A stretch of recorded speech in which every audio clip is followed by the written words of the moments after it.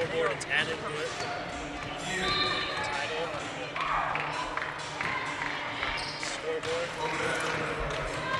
Scoreboard 2.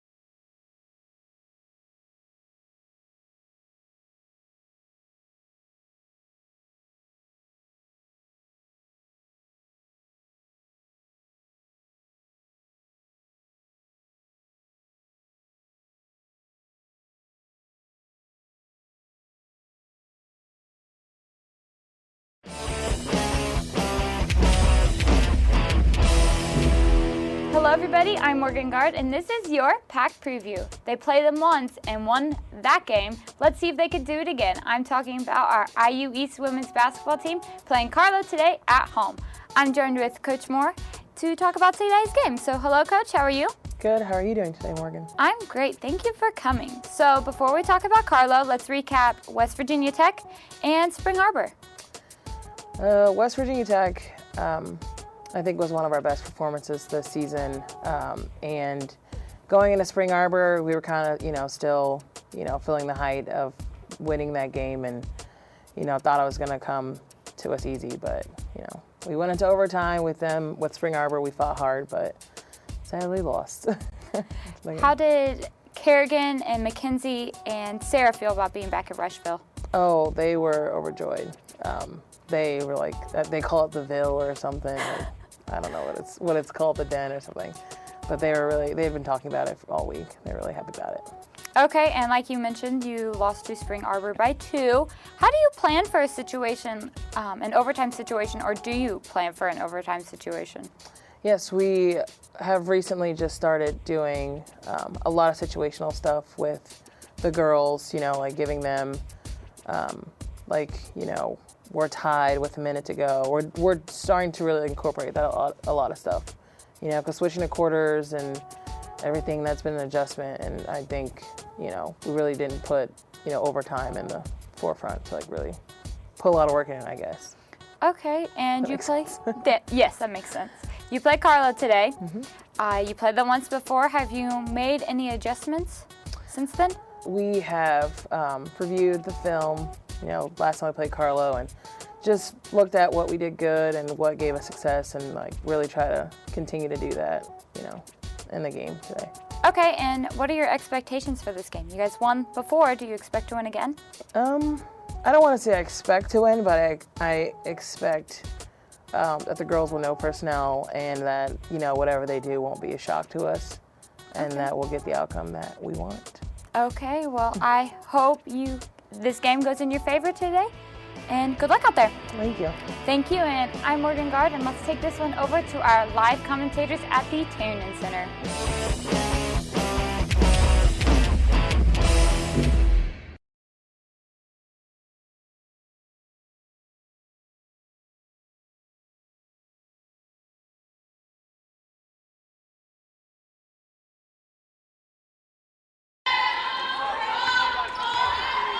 Hello once again, and welcome to IU East Women's Basketball on the Red Bull Sports Network. I'm Caleb.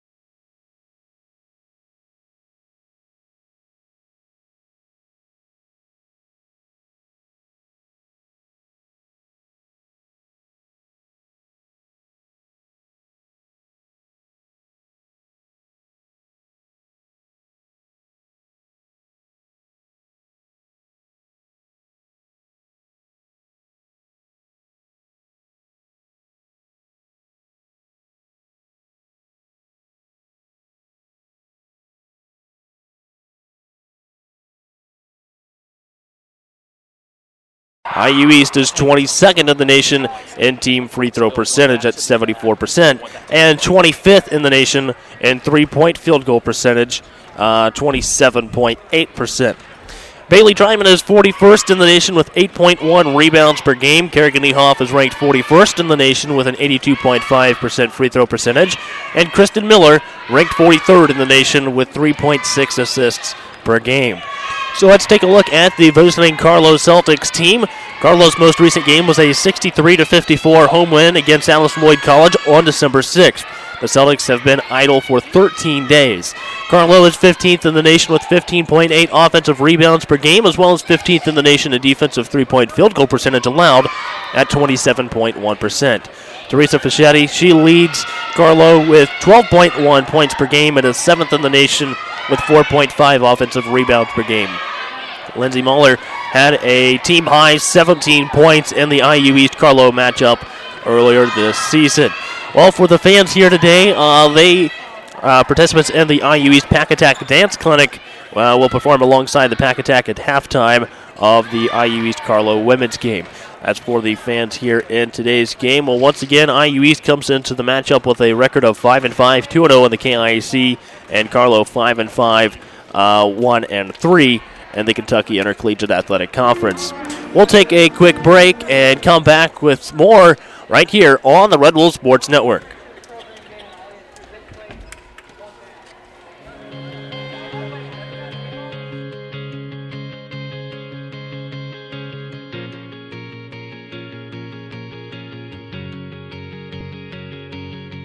I'm Dr. Ganesh Ramachandran, the region's only hand specialist at Reed Orthopedic Center. Patients love how easy it is having everything under one roof and how easy it is to get here. Right here at Reed Orthopedic Center, right here in Richmond.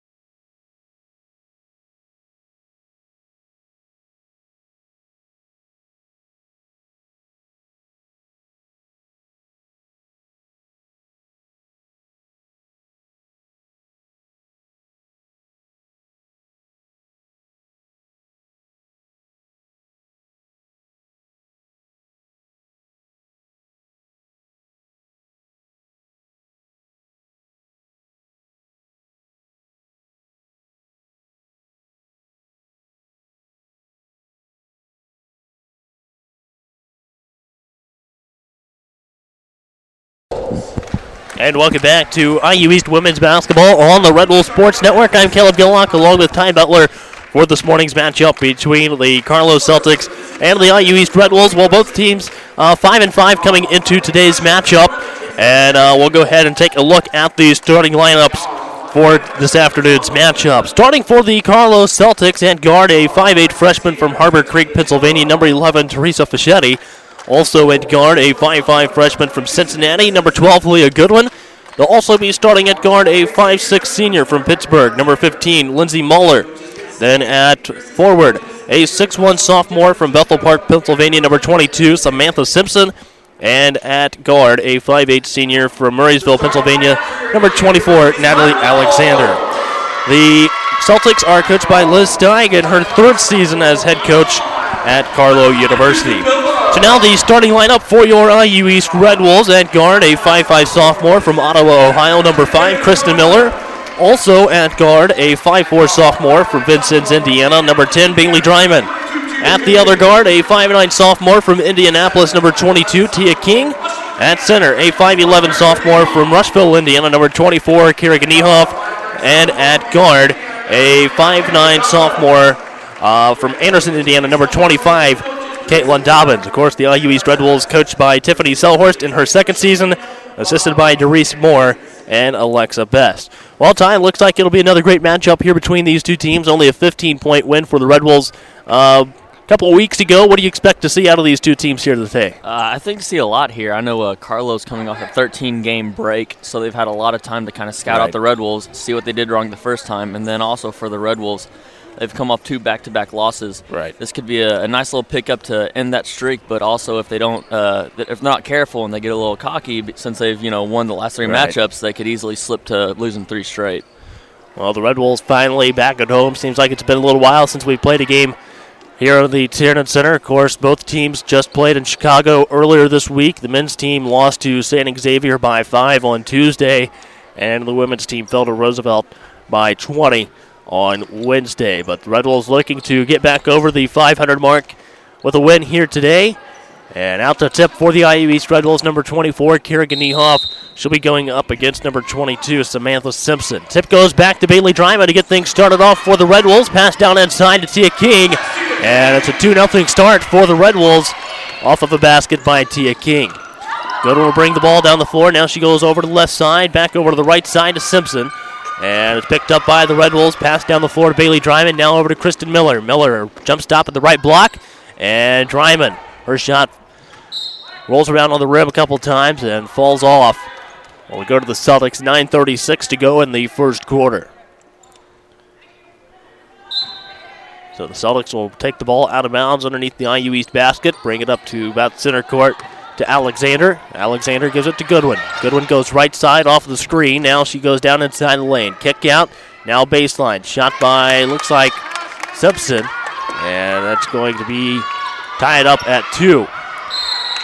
Now Kerrigan Niehoff on the other end of the floor is fouled. She'll go to the line for 2 free throws. Foul goes against number 22, Samantha Simpson. She picks up her first, team's first on the Celtics. And Niehoff will go to the line for 2. First free throw for the IU East sophomore, no good. Goes off the rim.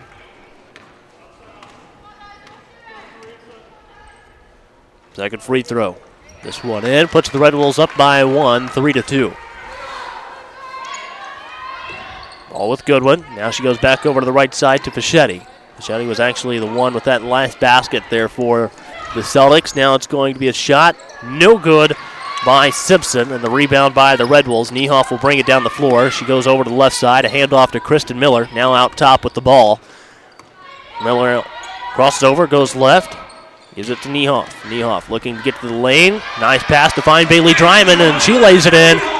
5-2 lead for the Red Wolves to get things started off here in the first quarter.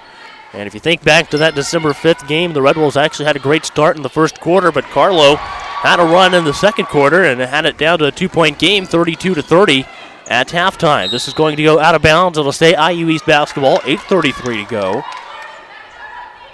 And it'll be Bailey Dryman taking it out at about the free throw line extended. Finds Tia King. Now out top with Kristen Miller. 18 on the shot clock for the Red Wolves. Dobbins goes to the lane, to the basket. Bounces around on the rim and falls in. 7-2 start for the Red Wolves. The 5 unanswered for the Celtics. Now they're going to find Simpson, it looks like, down low. Shot no good, or go out of bounds and stay Carlow basketball. 8:13 to go in the first quarter.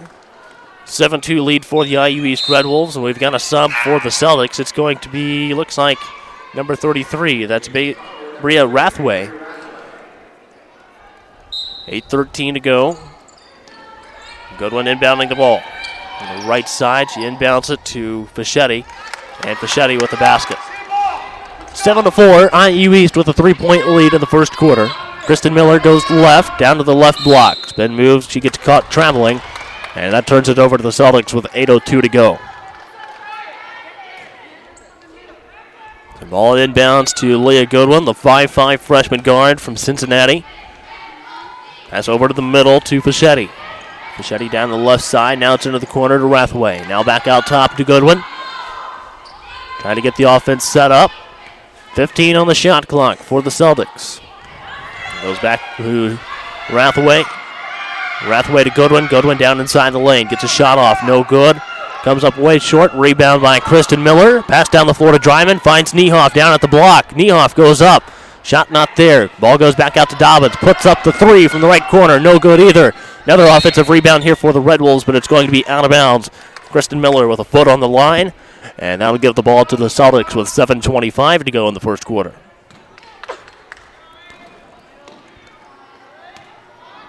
7-4, 7:20 to play in the first quarter. Good with the ball. Pass up the middle. Now it's going to be a shot taken this time by Alexander. Rebound by Rathway. Rathway back out to Muller. Muller gives it to Goodwin. Celtics working with the new shot clock here. It's going to be out on the right wing with Goodwin. Goodwin pass down inside. Nice wraparound pass down low, and we've got a foul called on the Red Wolves. This foul is going to be on Bria, or put Bria Rathway at the line. Foul looks like it's going to go on Kristen Miller. Picks up her first, team's first on the Red Wolves. So Rathway at the line to shoot two. 6:56 to go. Chance to make it a 1-point game here. Misses the first free throw. And now she will shoot one more. Try to get it down to a 2-point ball game. Second free throw for Rathway. Up and in. 7-5. 6:54 to go in the first quarter. Tia King with the ball over the right side. Goes back over to Dryman. Swings it to the right corner. Miller. Miller to King for a three from the right wing. Shot no good. And the rebound this time by Muller.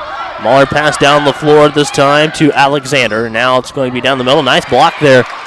Or a tip there by Kristen Miller. Dryman will bring it down the floor. Goes to King on the right side. Now down to Niehoff on the block. We've got a foul called on the Celtics. This one's going to go against Bria Rathway. Picks up, I believe, her first. So it is her first. Team foul number 2 on the Celtics in the first quarter. Caitlin Dobbins finds Niehoff. Nice cross-the-lane pass from Dobbins to Niehoff. And that puts the Red Wolves up 9-5 in the first quarter. Now we go down to the right side. Take a drive. And there's going to be a travel called this time on Alexander. And an extra step in there before she got the pass off. 6:13 to go in the first quarter. King brings it down the right side for the Red Wolves. Over to Miller in the left corner. Miller trying to find an open way to get to the basket. Finds the path to get there, but misses the layup. Nice rebound by the Red Wolves. Now it's out with King. Now to Miller in the left corner. She goes baseline to the basket. Gets a shot up this time. Hangs on the front end of the rim. Rebound by Kerrigan Niehoff. Great effort on the offensive rebounding category for the Red Wolves. Here's a three-point shot and basket by Caitlin Dobbins for the IU East Red Wolves. Puts them up by 7 with 5:34 to go in the first quarter. 12-5. Ball now on the right side with Fischetti. We've got a blocking foul called on the Red Wolves. This one is going to go against Kristen Miller. Miller picks up her second, team second on the Red Wolves. So now the Red Wolves will bring in Libby Springmeyer to give Kristen Miller a break as she's picked up 2 fouls early in the game. Libby Springmeyer, a 5'9" freshman guard from Eaton, Ohio. And we go back over to the left side. Now on top with Goodwin. 5:22 to go in the first quarter.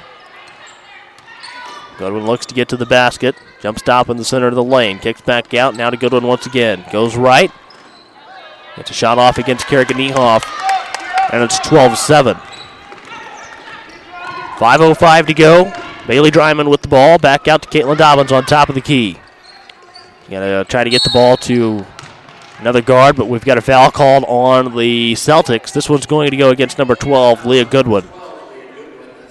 Goodwin picks up her first, team foul number 3 on the Celtics. So 2 more fouls on Carlow will put the Red Wolves in the bonus here in the first quarter. Hand off from King to Dryman. Nice lob down inside. King with the shot. Falls off the rim and the rebound by Muller. Here's Goodwin down the floor. Another shot up. This one off the back end of the rim. It'll be picked up by Kerrigan Niehoff. And Dryman brings it down the floor. Finds Springmeyer. Shoots the 3 from the left wing. Rattles out. Rebound by Niehoff. And she gets fouled. Will go to the line for a pair of free throws. This foul goes on number 33, Bria Rathway. She's going to pick up her second. So far in today's game, this was with 6:48, according to the stat program, with 6:48 there in the first quarter. The Red Wolves already had 3 rebounds, but interesting to see what that's up to now at this point in the ball game. First free throw there for Niehoff was good. Made it 13-7. Knocks down the second one as well. 14-7 lead for the IU East Red Wolves here in the first quarter with 4:33 to go.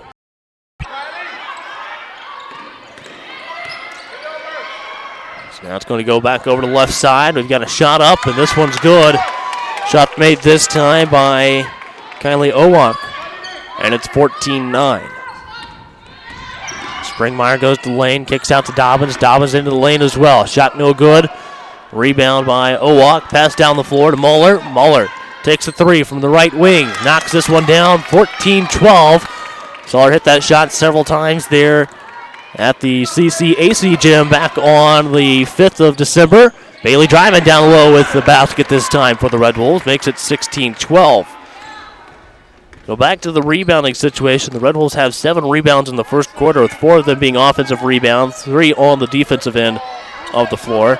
Here's Goodwin. Shot fake from 3-point range. She drives, and it's going to be picked up by Owak, recovered by Goodwin over into the left corner. Back into the lane, pass down low, and a foul called on the Red Wolves. So this foul is going to be, looks like, on Olivia Springmeyer. Springmeyer picks up her first. Team foul number 3 on the Red Wolves. Sarah Cook, Daisha Boyd, and Adriana Moore all into the Red Wolves lineup. So it's going to be Carlow ball out of bounds underneath their own basket. And we've got a foul called here and a basket for Teresa Fischetti. So it's going to be 16-14 with 3:29 to go. And that's going to put Fischetti at the line to shoot 1. So 16-14 with 3:29 to go. And here is the free throw. This one up and in. Makes it a 1-point ball game, 16-15. The King with the ball for the Red Wolves. 3:20 to go in the first quarter. Out on the right side. Step back, takes the shot. It'll be a 2-point shot if it goes. No good. A rebound by Moore. Back out to Boyd. Boyd for 3 from the right wing. Hits this one, 19-15. And a timeout taken by Carlow. This will be a 30-second timeout, so we'll take a quick timeout as well and come back with more IU East women's basketball right here on the Red Wolves Sports Network.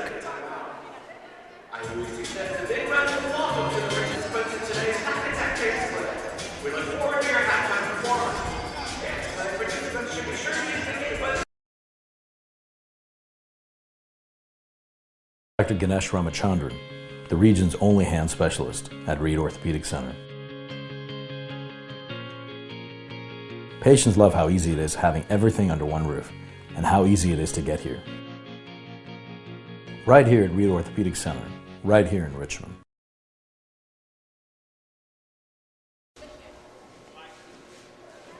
And welcome back to IU East women's basketball on the Red Wolves Sports Network. 4-point lead for the IU East Red Wolves off of a Deja Boyd 3-pointer. And now it is 3:02 to go in the first quarter. 19-15 lead for the Red Wolves. Pass down in the middle. Here's a 3-point shot by Fischetti. This one short. And it'll go out of bounds. And now it'll be Red Wolves ball with 2:55 to go. Heard from the Carlow bench that time. They don't want her shooting quick shots. Look for the good shot first or possibly drive. Here's Boyd. Now back out to Springmeyer. Springmeyer looks at the 3. Now we've got a foul called on the Red Wolves, or the Celtics against the Red Wolves. This one goes against number 12. That is Leah Goodwin. She picks up her second. Team foul number 5. And that puts Libby Springmeyer at the line to shoot 2. First free throw for Springmeyer is up and in. Puts the Red Wolves up 20-15. And making her first appearance in today's game. Actually, she's returning for the Celtics. It'll be number 24, Natalie Alexander, returning for the Celtics. Second free throw by Springmeyer, no good, but Sarah Cook with a nice effort there trying to get to the ball. But the Celtics come out with it. 20-15, 2:36 to go. Now back over to the left side, now down in the corner to Alexander. Alexander with it, trying to get out of the IU East trap. Finds Owak out top. Hand off to Alexander. 5 on the shot clock. Great defense here by the Red Wolves. Shot clock at 1 and a shot clock violation on the Celtics with 2:13 to go. Turns it over to IU East.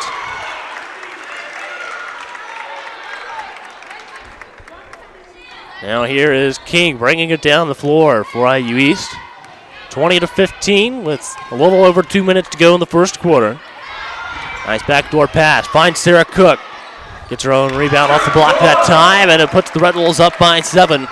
22-15 with 1:55 to go. And the pass from Muller goes out of bounds.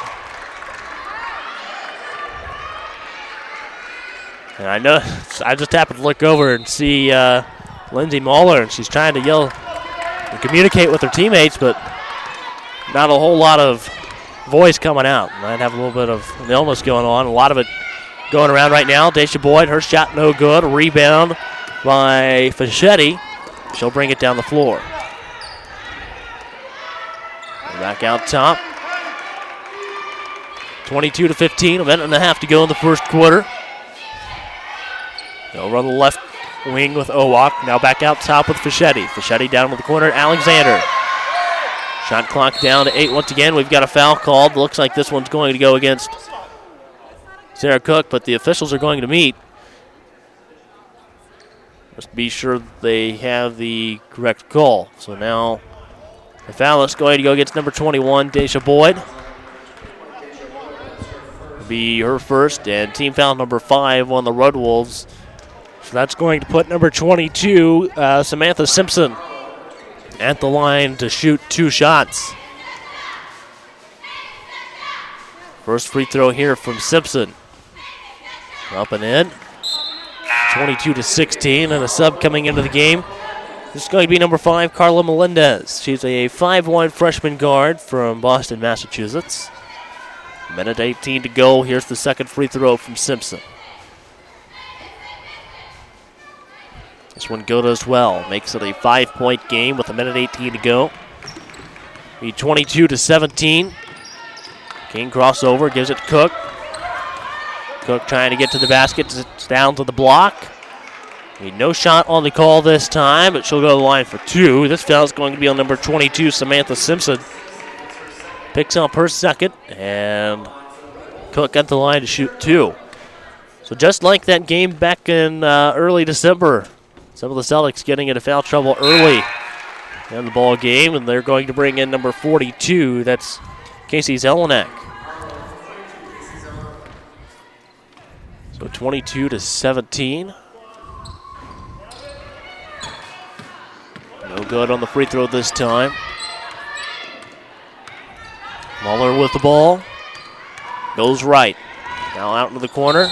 And travel called this time on Melendez. Gives it back to the Red Wolves with 59.9 in the first quarter. Moore gives it to King. Dribbles the ball across center court. 55 to go. 25 on the shot clock.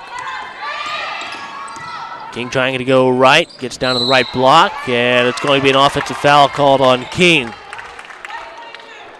Tia King will pick up her first.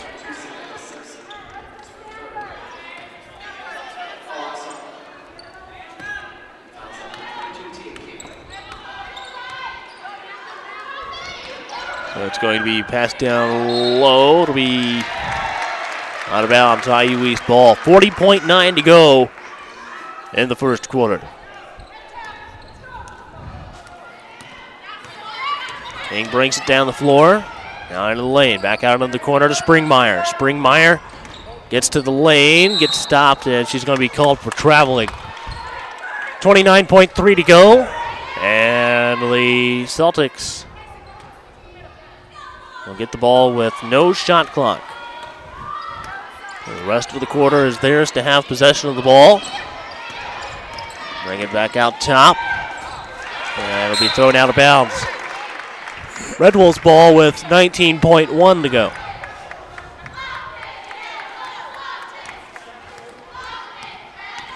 The King walks ball across the center court. Down to 10 seconds to go in the first quarter. 22-17 lead for the IU East Red Wolves. King crosses over. Kick out to Boyd in the left corner. Puts up a 3-point. Nothing but net on it this time, 25-17, and that will bring the first quarter to a close.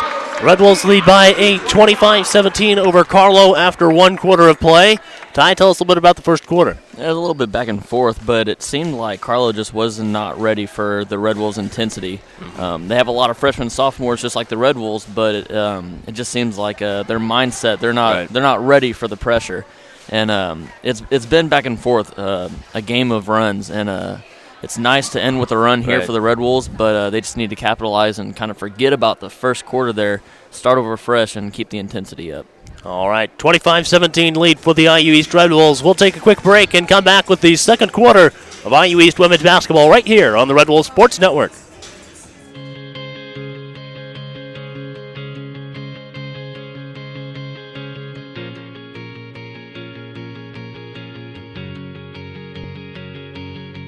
I'm Dr. Ganesh Ramachandran, the region's only hand specialist at Reed Orthopedic Center. Patients love how easy it is having everything under one roof and how easy it is to get here. Right here at Reed Orthopedic Center, right here in Richmond. And welcome back to IU East women's basketball on the Red Wolves Sports Network. After 1 quarter of play, the IU East Red Wolves have an 8-point lead, 25-17. So it'll be Carlow ball to begin the second quarter. Goodwin passes it to Zelenak. Now we go back into the hands of Goodwin. Goodwin goes left, round top of the key. Now back over to the left block. Fischetti gets a shot off. The out of bounds off the tip and gives it back to the Celtics with 11 on the shot clock. Goodwin trying to find someone open. No one open, and she's going to end up finding Fischetti. And it's stolen by Bailey Dryman. Gives it to Adriana Moore. Pass down to the right side of the floor to Libby Springmeyer. Now Springmeyer back to Cook to Dryman on the right block. 3-point shot from Springmeyer. Comes up short this time on a rebound by Alexander.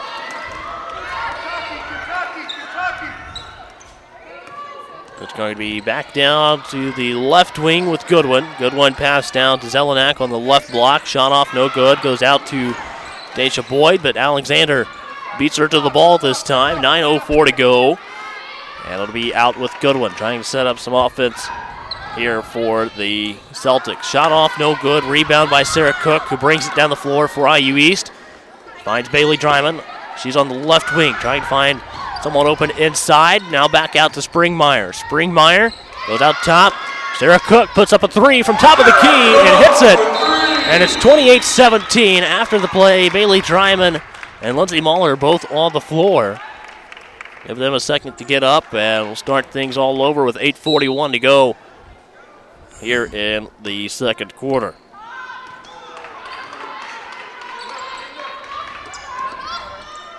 Now we go back to Alexander. Her shot no good. Gets her own rebound. No IU East defenders around. And Alexander with a basket here for the Celtics. Makes it 28-19. Adriana Moore has the ball. Dryman goes right. Back out to Moore. Moore to Boyd. Boyd goes lane. Kicks out to Dryman. Puts up a three from the right corner. Knocks it down. And it's 31-19. So a 12-point lead for the IU East Red Wolves. 8:03 to go, and three-point shot has seemed to be a little bit of a struggle at times this season, but not here in Laternan Center today. This is going to be a good basket for Natalie Alexander. She'll go to the line for one. The foul is going to be on number 33, Sarah Cook. And Cook will pick up her second. Team's first on the Red Wolves in this corner. So that'll bring Kerrigan Niehoff back into the Red Wolves lineup with 7:55 to go. And the Red Wolves actually from three-point range today, shooting 50% off of 4 of 8 shooting. Free throw good for Alexander as well, makes it 31-21. As soon as I say that, three-point percentage is updated. 5 of 9 for 55.56% from three-point range. A little bit better than that 6.7 in the first half against Roosevelt. Yeah, definitely. It's nice that they're having the shots fall, and it's giving them this confidence boost to not be afraid to take the open shots. Niehoff to Moore. Moore with the shot. A little long this time. It'll be Rebound by the Celtics. Now we go down the floor with Goodwin. Goodwin stopped at the block, out to Zelenak. Back to Goodwin on the right wing. 7:31 to go. And we'll be back out toward the circle with Goodwin. Shot clock down to 15 for the Celtics. Go to the right wing to Alexander. Alexander out on the right wing. And look to the inside. Cross-court pass over to Mahler. Mahler looked at the three. Shot clock down to 5. Mahler pass inside to, let's say that's Alexander. That's Fischetti with the shot that time. And now we've got an alternating possession. This one will go to the Red Wolves. 7:10 to go in the second quarter. So 31-22 with 7:09 to go. Bailey Dryman jogs it down the floor this time for the IU East Red Wolves. Now we go back over to the right side to Adriana Moore. She gets stopped, will be called for traveling as she runs into Fischetti. 7 minutes to go in the first half. The ball inbounds to Goodwin. Goodwin will walk across center court. Starts to pick up speed once she gets across center court. Loses control of the ball, goes over to the left side to get it. Now back out top, working it around. Over to Alexander on the right side of the floor. Now we go back to Goodwin. Shot clock down to 8. Zelenak with the ball, trying to get down low, gets all the way down there. Shot off, no good. And battle down low that time between Zelenak and Niehoff, but Niehoff comes out with the rebound. Driving to Niehoff. Niehoff starts to go down low. Steal by Goodwin. Goodwin brings it down the floor and goes up. This will be a foul against number 21, Deja Boyd, and that's going to put one of the Celtics at the line. It'll be Goodwin at the line to shoot 2. A 31-22 lead for the Red Wolves. And here's Goodwin at the line. First free throw will be no good. Bounces around on the rim a little bit. So the Celtics will bring back in number 21. That is Kylie Owak. And number 33, Bria Rathway. So Caitlin Dobbins back into the Red Wolves lineup as well. Here's Goodwin at the line shooting one more free throw. This one up and no good. Or good. So 1 for 2 at the line that time, 31-23. And now we go back over to the left side with Tia King. She goes down to the block. Nothing there. Rebound by Niehoff. Niehoff back out to Dryman. Dobbins for another 3. Shot no good. The rebound this time by Alexander. 5:56. Goodwin with the ball. And now we go. Let's go out to Owak, but ball's loose that time, picked up by King. She brings it down the floor for a layup. 33-23, 5:43 to go in the second quarter. Another steal here by King, and we've got a foul called as well. Looks like this one's going to go against Natalie Alexander. And it does. So this foul against Natalie Alexander picks up her first, and team's first on the Celtics here in the second quarter. 2-1 on the foul situation in this quarter. King with the ball, back out to Moore. Moore looked at the 3, goes up to the free throw line instead. Dobbins comes around, now back out to Dryman, puts up a 3 from the left corner. This one off the rim, rebound by Owak.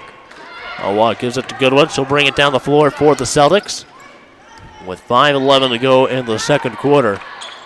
10-point lead for the IU East Red Wolves. Goodwin trying to find someone open. Steal by Kerrigan Niehoff this time. Niehoff brings it all the way down the floor, goes to the block, gets the basket to fall, and she'll go to the line for one free throw. And this foul is going to be on Leah Goodwin. Goodwin picks up her third. So a 12-point lead for the Red Wolves, 35-23. And still 5 minutes to go here in the second quarter. Here's Niehoff at the line with the one free throw. This one's good.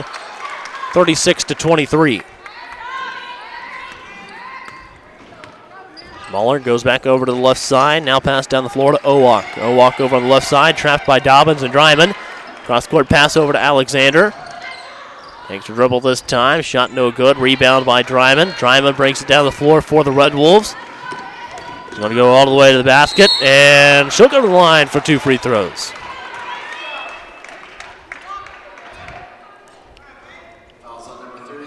So the foul goes on number 33, Bria Rathway. She's starting to get a little bit of foul trouble as well. So Bailey Dryman will go to the line for 2 shots. 3 team fouls now on the Celtics in this quarter. First free throw by Dryman is good, and they'll bring back in number 42, Casey Zelenak. So it's 37-23. Second free throw by Dryman makes it 38-23.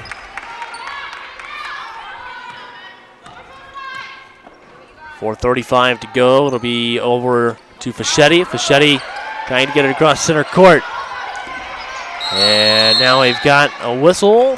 See what the call is going to be. It's going to be a timeout to the Celtics. So it'll be 4:28 to go. A full timeout taken by Carlow University. 38-23. IU East has the lead right here on the Red Wolves Sports Network.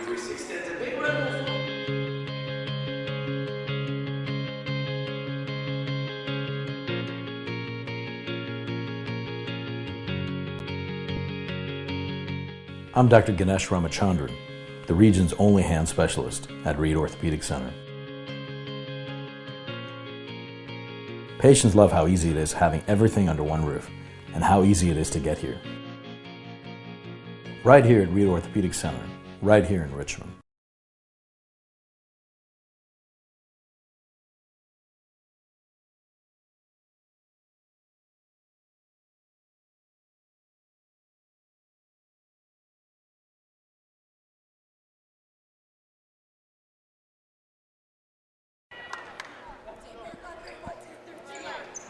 And welcome back to IU East women's basketball on the Red Wolves Sports Network. A 15-point lead for the IU East Red Wolves in the second quarter. It's 38-23, and it's going to be Carlow ball at center court. Well, as the Celtics were trapped there at center court, called a timeout with 20 on the shot clock. Out top with Muller, now over to the right wing with Alexander. Shot clock down to 8. Owak with the ball on the left wing. Goes back right. Alexander, shot clock down to 3. 2, 1. Gets a shot off by Muller. Muller's shot no good. And it's going to be out of bounds. It'll go to Carlow. As Libby Springmeyer had a handle on the ball right before it went out of bounds. 4:03 to go. Well, you can tell that the Red Wolves defense has stepped up a little bit in today's game. I think that's 4 or 5 times here in the first half that Carlow's pretty much run the shot clock out before getting a shot off. Yeah, it's been tough right now for Carlow to find anything, especially with their starting point guard out of the game. They're finding a hard time finding the open shooter and working the ball around.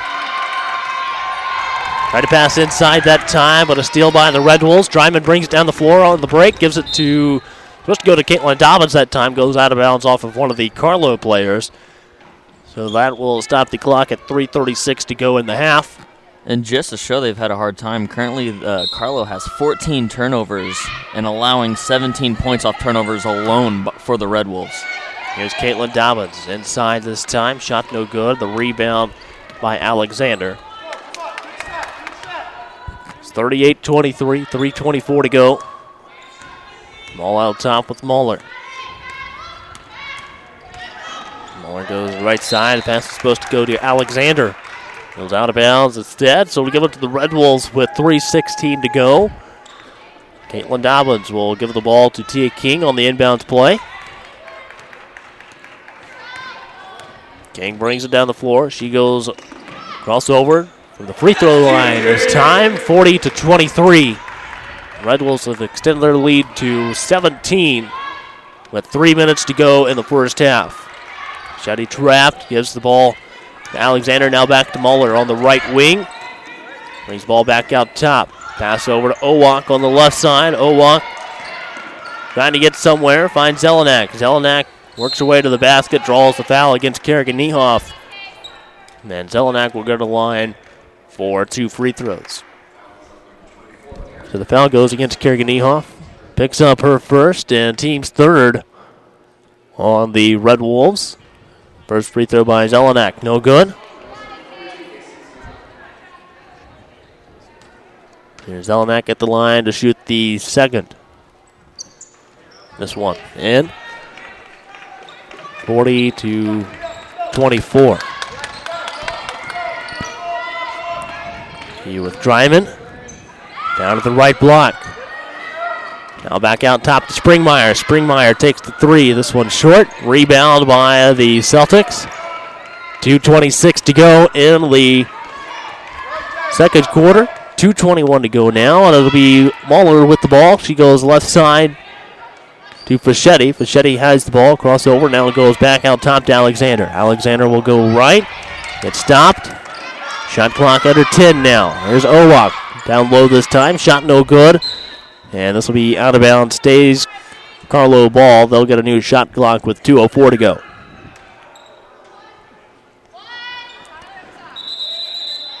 Now we've got a whistle out top. And the official will come over. So they're going to reset the shot clock down to 7, which is where it would have gone out of bounds off of the Celtics. Now we go back out. Shot taken at 1. And we've got a shot clock violation. Second shot clock violation of the game on Carlow with 1:56 to go. Ryman will bring it down the floor. Pass across the lane to Kerrigan Niehoff, but picked off by Carlow. A walk over to Fischetti. Fischetti inside the lane. Shot up, no good. It's her own rebound at a basket. 40-26. Still a 14-point lead for the IU East Red Wolves. 1:31 to go in the second quarter. King, turnaround jumper. Be good. 42-26. And Muller will bring it down the floor. Tries to split King and Springmeyer, and the foul is going to end up going against Libby Springmeyer this time. She picks up her second team foul, number 4 on IU East. So 1:17 to go, and Adriana Moore comes back over to the scores table to check in. Adriana Moore back into the game, and ball inbounds to Muller. Muller goes right, and it'll be now with Fischetti at the free throw line. Fischetti goes down the lane, it'll be out of bounds. Gives it to the Red Wolves with 1:08.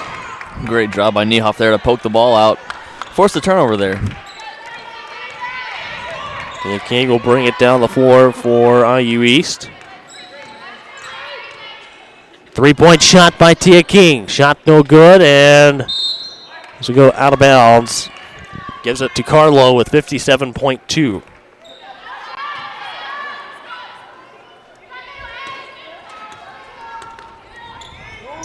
Now back over to Fischetti. Still here by the Red Wolves. More pass down the floor to Tia King. King. Ball comes loose that time, so it'll be out of bounds. Stays IU East ball with 26 on the shot clock. 44.5 to go. Watch for the quick shot here. 2-for-1 chance. Kerrigan Niehoff gets the ball on the inbound play and the basket as well. 44-26.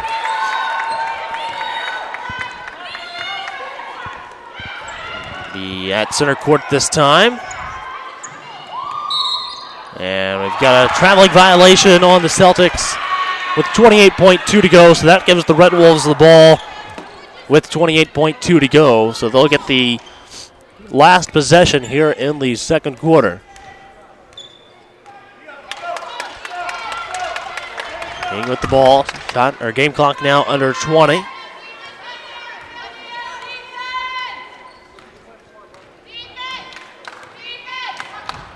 Down to 10. This is where the Red Wolves will start to get the play off. Nice pass from King to Dryman. 46-26. Now pass down the floor. Shot goes up by Alexander. And that brings the first half to a close. IU East has the 46-26 lead. Ty, tell us a little about the first half there. The first half, like I always say, back and forth as always. But IU East really just pressured them on defense, made them uncomfortable, and it really showed that Carlow didn't know what to do with the ball at certain situations. Right. They didn't have their true point guard in the game at times, and they're kind of looking around to see who is going to take over.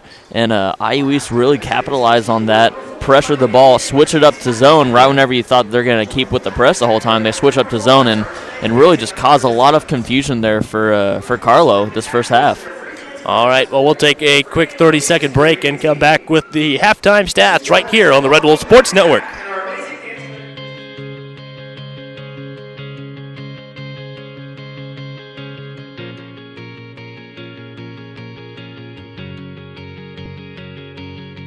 I'm Dr. Ganesh Ramachandran, the region's only hand specialist at Reed Orthopedic Center. Patients love how easy it is having everything under one roof and how easy it is to get here. Right here at Reed Orthopedic Center, right here in Richmond.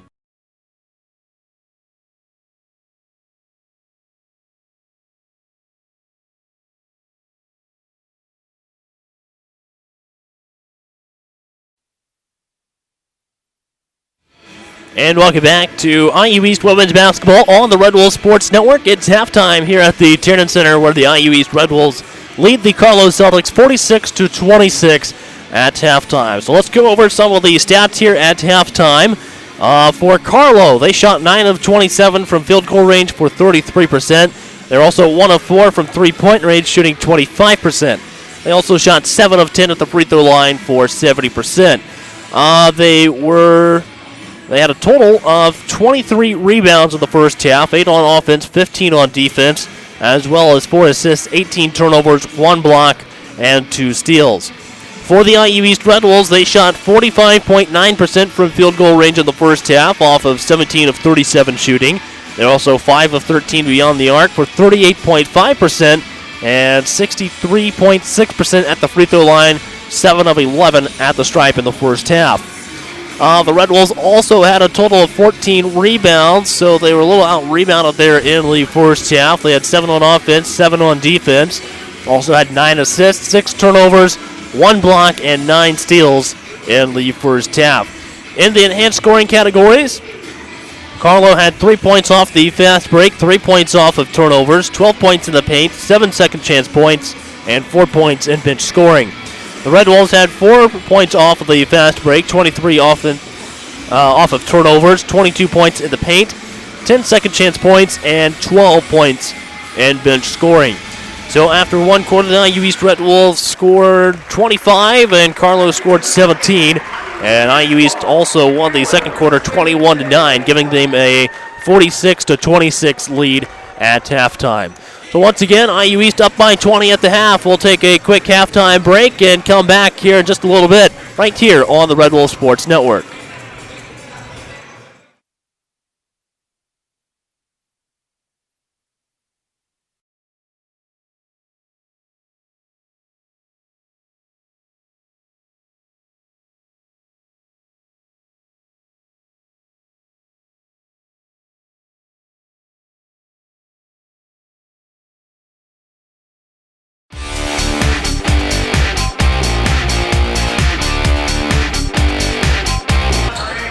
Back to Dobbins, puts up a 3, this one falls.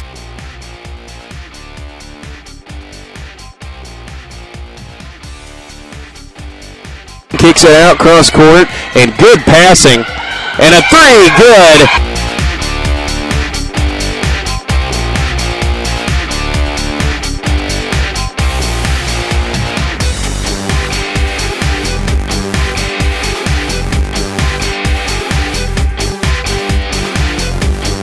Back to Dobbins, puts up the 3, this one falls. 3-point attempt out top by Dobbins.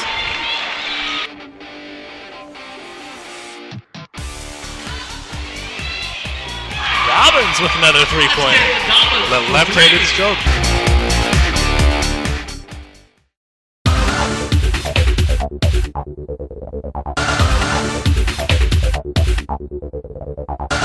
Kerrigan Ehoff down underneath the basket. This one falls in.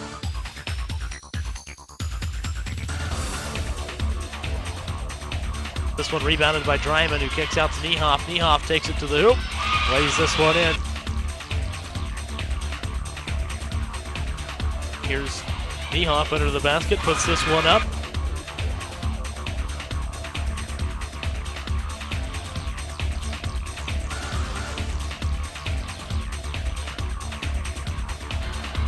Shot there by Niehoff.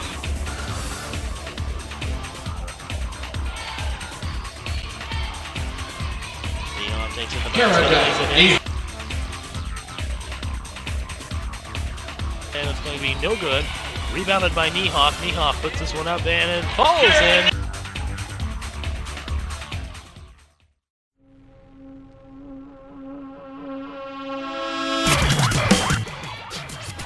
Kristen Miller is going to score for the Red Wolves.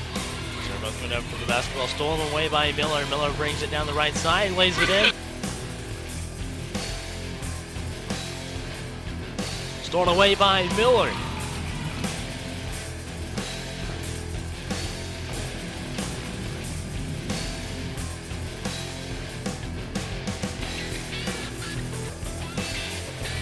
Across to Miller. Miller drives the lane, puts this one up and in. Kristen Miller with the layup.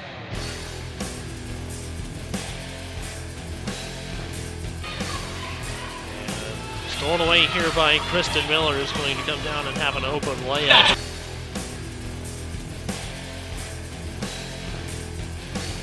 Good basket there by Kristen Miller.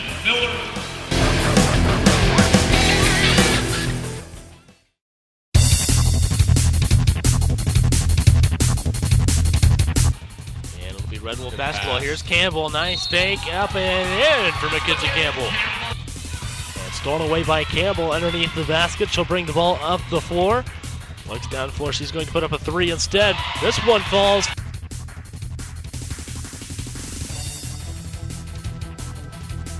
Down to Mackenzie Campbell. Mackenzie Campbell is going to stop and lay this one in.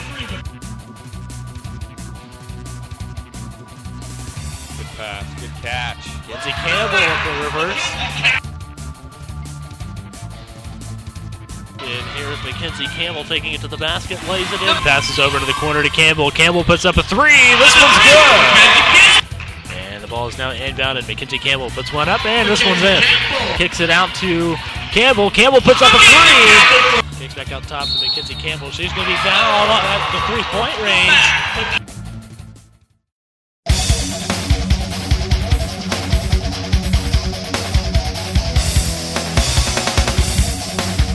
King with the steal. She brings it down towards the basket and lays this one in. Goes to the right side. Kicks out to King. King puts up the three. It's going to go in.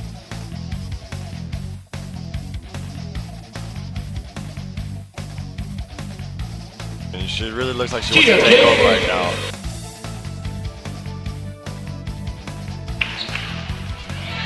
Very nice job. Stolen away by King.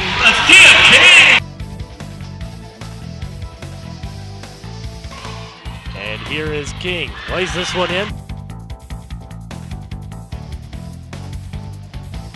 Three-point shot by King. This one's in from way outside. This one's going to not get tied up. She's going to give it to Tia King, who charges hard down the floor. And that's going to be and one for Tia King.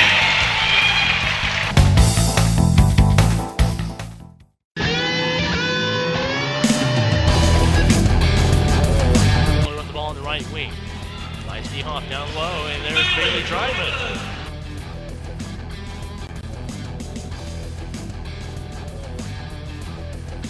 Finds Dryman in the right corner. She puts up a three.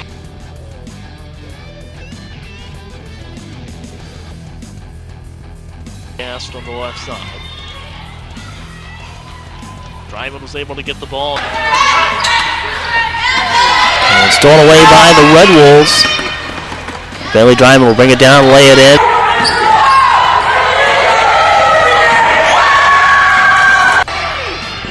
Now Dryman underneath and gets the bucket to go.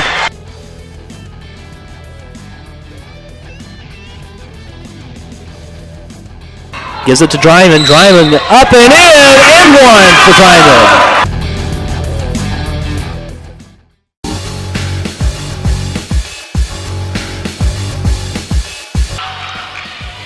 And here's Packer. She's going to one in right-handed. Now the Packer goes up, lays this one in. Packer with the layup. Passes inside to Packer. Packer lays this one up. Packer for 2. Cross to Packer. Comes up to Lane. Puts this one up off the backboard. Packer will score. Cross court to Packer. She'll shoot a 3. Good.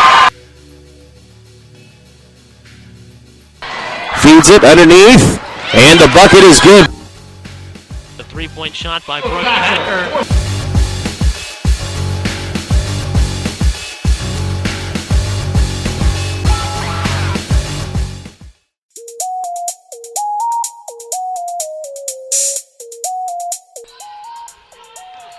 Here's Boyd.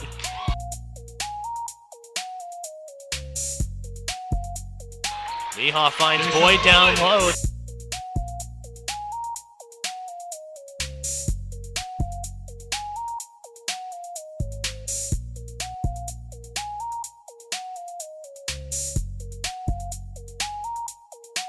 Here's a shot by Boyd.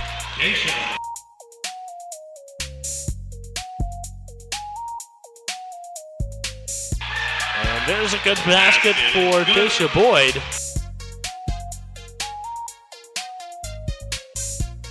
A shot by Boyd.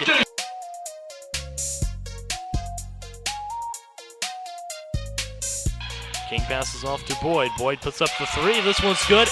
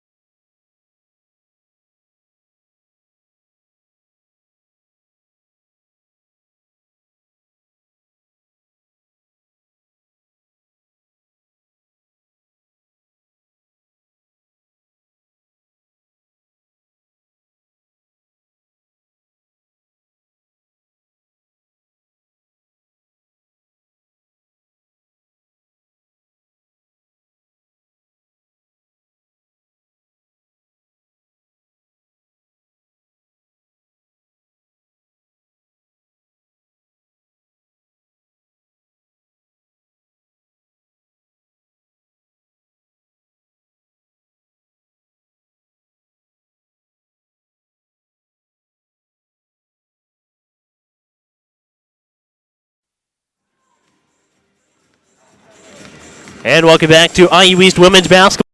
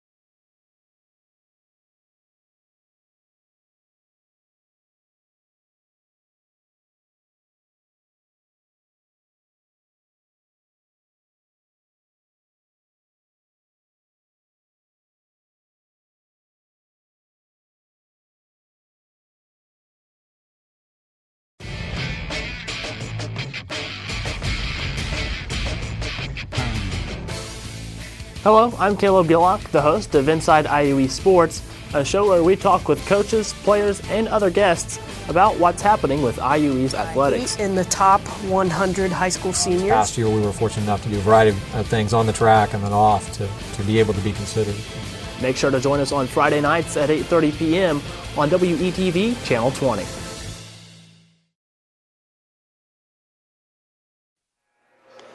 And welcome back to IU East women's basketball on the Red Wolves Sports Network. 5:14 to go in the third quarter and a 58-40 lead for the Red Wolves. It'll be IU East ball out of bounds at center court. Now it's out on the right wing with Tia King. Goes left out top of the key over to Dobbins. Dobbins back to King on the left wing. 5:02 to go. King down the lane. Pass off to Niehoff. Out to the right corner to Dobbins. Dobbins will be fouled. This one goes against Goodwin. Goodwin picks up her fourth with 4:58 to go. And already back in play. So Niehoff with a basket for the Red Wolves, 60-40.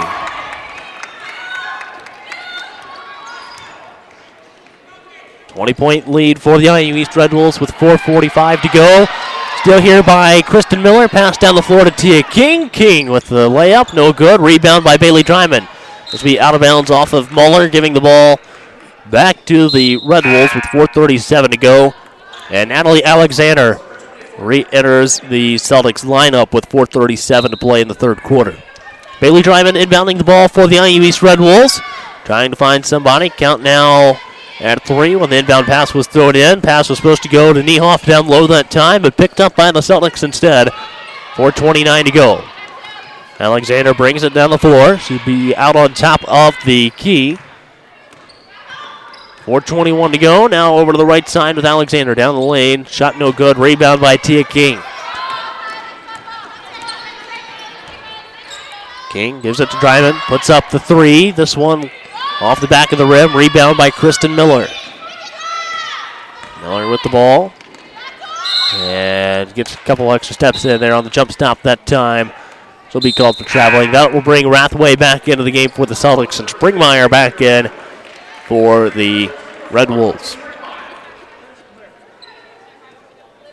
4:01 to go. Muller will bring it down the floor for Carlow. Pass down low to Simpson. Simpson back to Owak. Owak travels before she gets the shot off. 3:49 to go, and Sarah Cook back into the game for the Red Wolves as well. We'll give her former high school teammate Kerrigan Niehoff a little bit of a break. 3:45 to go. Here's Tia King with the ball going over to the left side of the floor. King gives it to Cook out top on the elbow.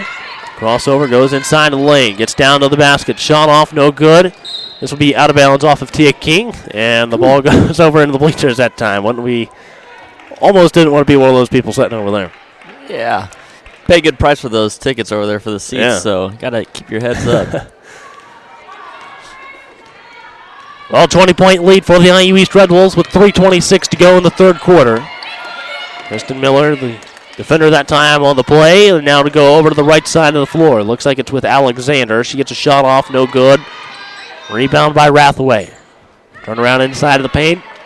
It was good, 60-42. Now here's Tia King all the way to the basket. Draws the foul. She'll go to the line for 2 shots. And this foul is going to be on Natalie Alexander. Alexander picks up her third, and team foul number 5. 5-0 on fouls here in the third quarter.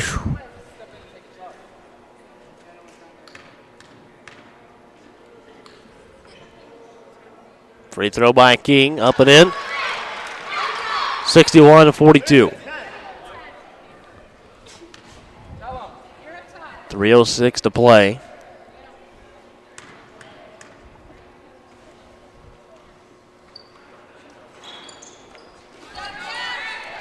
And this will be no good. Rebound by the Celtics with 3 minutes to go. 19-point lead for the IU East Red Wolves women's basketball team in the third quarter. Shot no good that time for the Celtics. Rebound by Bailey Dryman. Brings down the left side of the floor. Crossover behind the back. Now goes over to the right side. Gives it to Springmeyer. Springmeyer keeps her dribble alive inside of the paint. Now Cook. As she was making her way to the basket, it's going to be another foul called on the Celtics. This one goes against number 22, Samantha Simpson.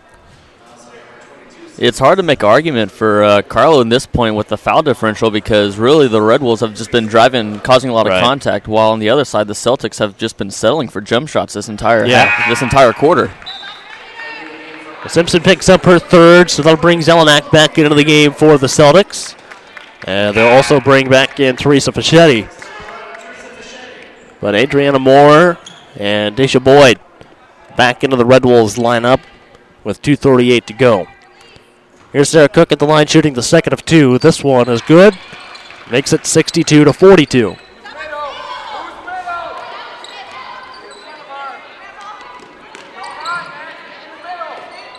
Now pass down the floor to Zelenak. And a steal here from Sarah Cook.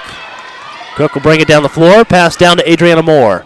Moore across the lane pass to Springmeyer. Back out on top to Cook.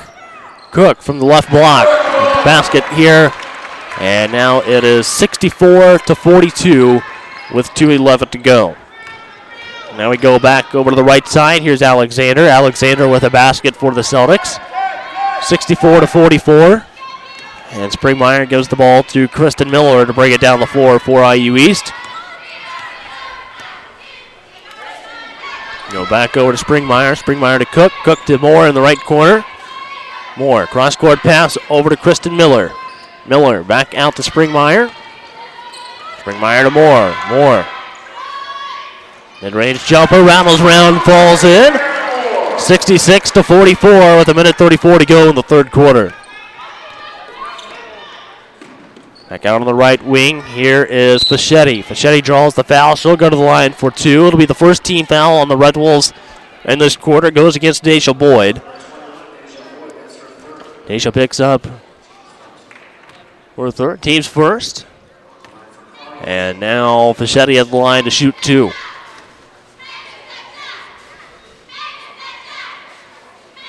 First free throw, up and in. 66-45 with 1:27 to play.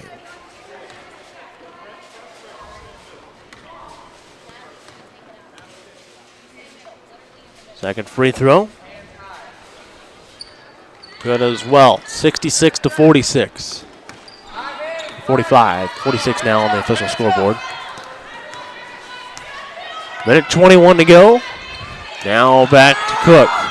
Cook down to Moore. Moore with another basket for the Red Wolves. 68-46 with 1:11 to play in the third quarter. And now we go back over to the left side. It's going to go down to Zelenak. Zelenak down low that time. No shot. And a basket from Rathway this time. Makes it 68-48. Under a minute to play. Red Wolves have 26 on the shot clock, 49 on the game clock. It'll be with Kristen Miller. Miller with the ball. Down into the corner to Adriana Moore. Moore gives it to Boyd. Boyd down low with the shot this time. 70-48, or 69-48, 71. Official scoreboard is all over the place. It should be 70-48, I believe. We'll get the official score here at the end of the third quarter. So now it's going to be a basket by Fischetti, makes it 70-50. 15 seconds for the Red Wolves to get one more shot off here in this quarter. Back out to Moore. Moore to Miller. Miller pass down inside to Sarah Cook. Cook. A little work down to the post that time, and it's going to be out of bounds. Stays IU East ball with 2.5. If I had to guess, they've had a lot of success with the slip down low, so... Springmeyer with the basket inside the paint. And 72-50 after 3 quarters of play. Tell us a little about the third quarter there, Ty. The third quarter kind of picked up where it left off for the Red Wolves. They stayed aggressive. They were driving. They weren't selling for any bad shots, so to speak. They really created a lot. Carlow came off hot. They shot the ball really well to start off with. It hurt them in the foul differential, though, because since they didn't drive as much, they didn't cause any fouls, and it really put themselves in a lot of trouble. Right. You saw Leah Goodwin get back into the game. Whenever she got out the second quarter, they had a little slip-up, and that's kind of where the run started for the Red Wolves. So whenever she got into the game, kind of seemed like the tides were going to turn. Maybe something would be started for them. But right off the bat, she picked up that foul, and Coach had to take her out, and it kind of just picked up right where it left off. All right, 72-50 after 3 quarters of play. We'll take a quick break and come back with the fourth quarter of IU East Women's Basketball on the Red Wolves Sports Network.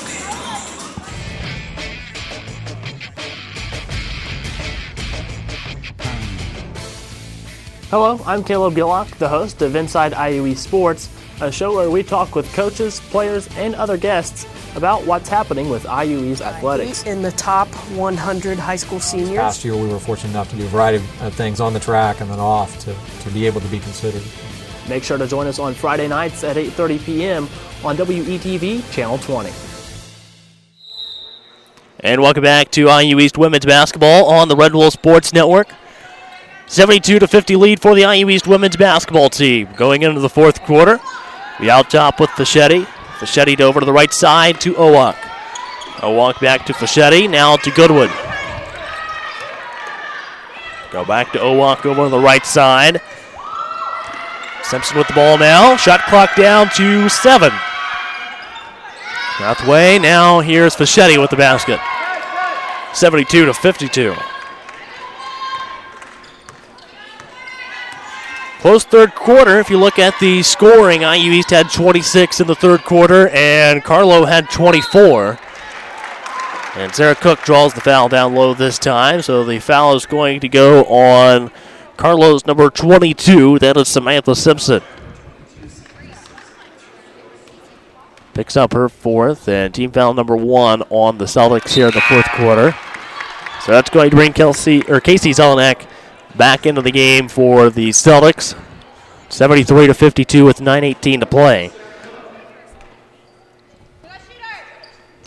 Second free throw for Cook is good. 74-52.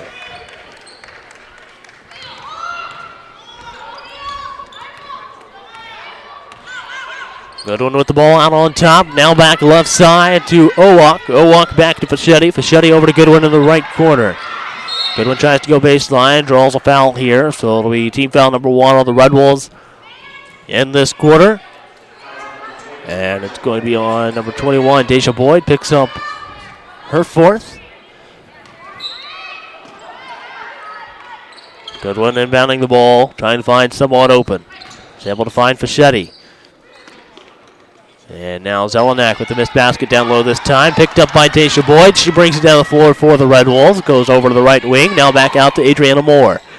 Moore back to Boyd on the right side. Down low to Sarah Cook. Finds the back door to Adriana Moore. Shot no good. Rebound by Zelenak. And it's going to be with Goodwin as she walks it down the floor for the Celtics with 8:39 to go in the fourth quarter. Pass down low to Zelenak will be out of bounds. Gives it to the Red Wolves, and Caitlin Dobbins returns to the floor for IU East, replacing Deja Boyd. So Kristen Miller brings it down the floor for IU East. Goes right side this time, down in the corner to Dobbins. Miller back to Cook, now out to Springmeyer for 3. Short off the front end of the rim this time. Rebound by Kristen Miller over to the right sideline. Now back to Dobbins. Here's Cook out top. And we're going to have an offensive foul called on Sarah Cook. This foul on Cook picks up her third, and team foul number 2 on the Red Wolves here in the fourth quarter. Good one over to the right side. Me back down into the corner. Now out top to Owak. Owak down the left side of the lane, draws a foul. She'll go to the line for 2. And this foul against the Red Wolves picks up their team's third. Goes against number 5, Kristen Miller. She picks up her third. There's Owak at the line to shoot 2 for a free throw. This is rim.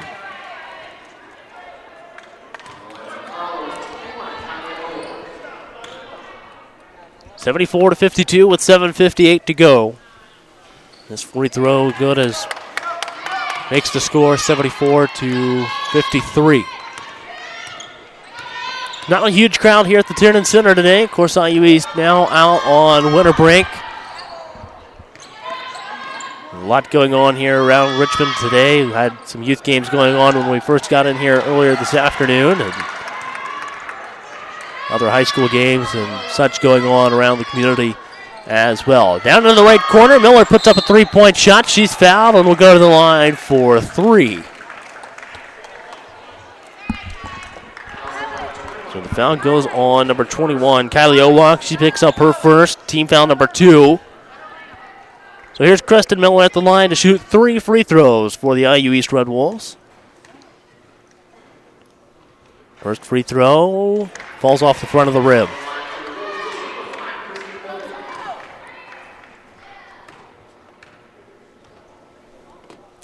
Second free throw. Up and in for Kristen Miller, 75-53. And now there's going to be a full timeout taken by the Celtics. We'll take a quick timeout as well. The IU East Red Wolves have a 75-53 lead over Carlow University with 7:32 to go in the fourth quarter. We'll be right back on the Red Wolves Sports Network.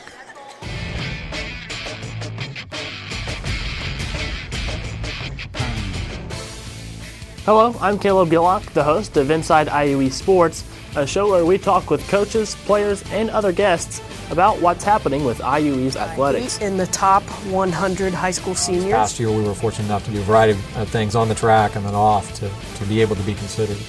Make sure to join us on Friday nights at 8:30 p.m. on WETV Channel 20.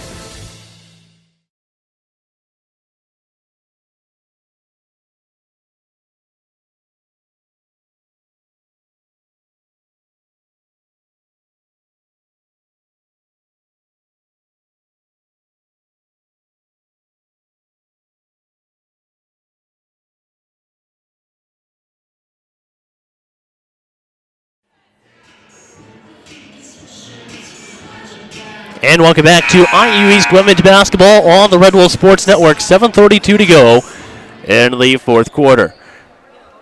75-53 lead for the IU East Red Wolves. It's going to be Kristen Miller at the line shooting the final free throw of the 3 free throw attempt. It's fouled in the right corner on a 3-point shot. She's 1 for 2 at the line on this attempt and goes 1 for 3 off that 3-point shot attempt. So 75-53 with 7:26 to go. It's going to be out on top now, left side to Muller. Muller with the ball. She'll bring it back out on top of the key for the Celtics. Right side to Goodwin. Now it's going to be over to the left side to Muller. Muller cross-court pass to Goodwin. She puts up the 3 from the wing. Hits this one, 75-56 with 7:04 to go. Under 7 minutes to go. It'll be with Springmeyer. Springmeyer goes left. Hand off to Dobbins. Dobbins back to Miller. Miller pass down low to Cook. And it's going to be a foul called on number 33, Bria Rathaway. She picks up her 4th. And now it's going to be Miller inbounding the ball for the Red Wolves. Underneath their own basket, finds Adriana Moore. Moore with the turnaround hook shot. No good. Rebound by Muller. And we've got a foul called on the Red Wolves. This one's going to be on Adriana Moore. Picks up her first. And team foul number 4 on the Red Wolves in the fourth quarter.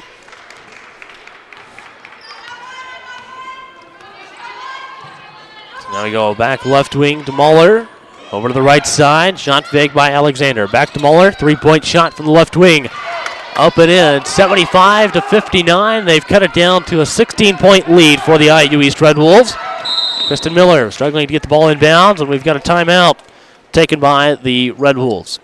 So 6:27 to play in the fourth quarter, a 75-59 lead. Full timeout, IU East, right here on the Red Wolves Sports Network.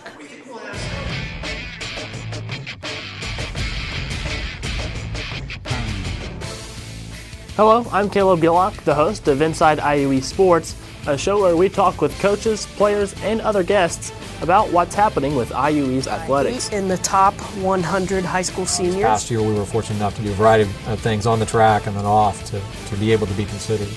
Make sure to join us on Friday nights at 8:30 p.m. on WETV Channel 20.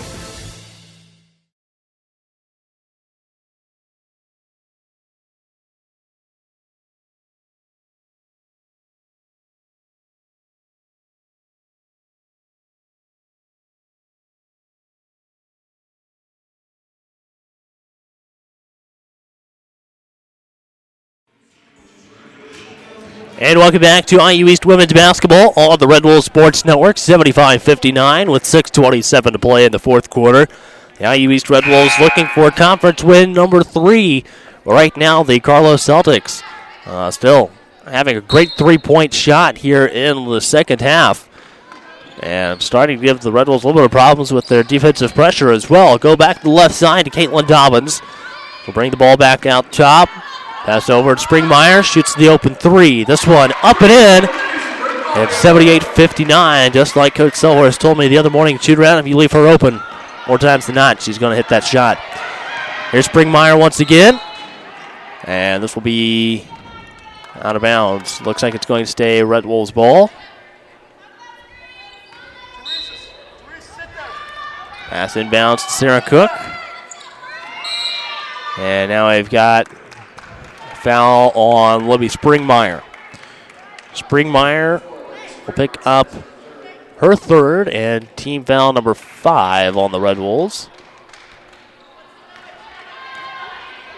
Good one, gives it over to Fischetti. Now Fischetti trying to get the ball across. Get it across right at 20 on the shot clock, and now we've got a traveling violation called on the Celtics with 5:48 to play.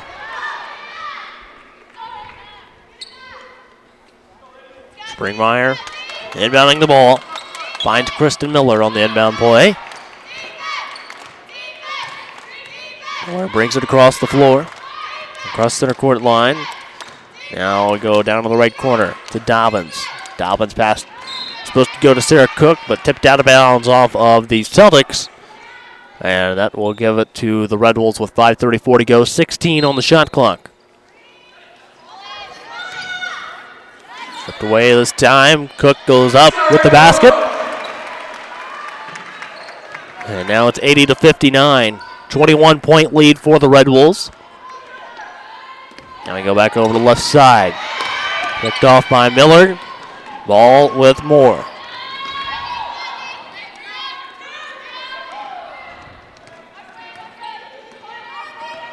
Miller goes over to the left side. Now comes back to the right side. Goes all the way down underneath the basket, brings it back out, gives it to Adriana Moore. Adriana Moore into the lane. Sarah Cook with the shot. No good. Kristen Miller comes back out with the ball. 4:50 to go.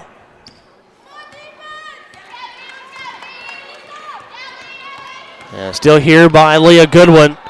She'll get a layup for the Celtics. 80-61. Here's Kristen Miller with the ball. Give it to Springmeyer out top. Springmeyer finds Adriana Moore. Adriana Moore with another basket for the Red Wolves. 82-61 with 4:18 to go in the fourth quarter. Now I go back over to the right side to Fischetti. Fischetti pass down to Rathway. Rathway's shot no good. Muller with the rebound. Muller with a shot. Rebound by Caitlin Dobbins for the IU East Red Wolves. Brings it across center court with 4 minutes to play. And now it'll be out top with Dobbins. Dobbins trying to find some help. Finds Kristen Miller out on the left wing. Pass down to Cook. Out to Moore in the corner. Now back on the wing with Miller. Back to Moore. Pass down inside to Cook. Cook with the power dribble. Misses the shot, but a rebound by the Celtics. Pass down the floor. And shot by Alexander. No good, but she draws the foul. And she'll go to the line for 2 free throws. The foul goes against Libby Springmeyer. She picks up her 4th. Here's Alexander at the line. First free throw is good this time. Makes it 82-62. A walk back into the Celtics lineup, and Boyd back in for the Red Wolves. Second free throw for Alexander, good as well, 82-63. Ball inbounds to Springmeyer. Springmeyer passes to center court to Dobbins. Dobbins back to Springmeyer. Springmeyer down the left side of the lane. Shot goes up. Rebound by Boyd. And a foul called on the Celtics. Stops the clock with 3:26 to go. The foul's going to go against Natalie Alexander. It's going to be her fourth.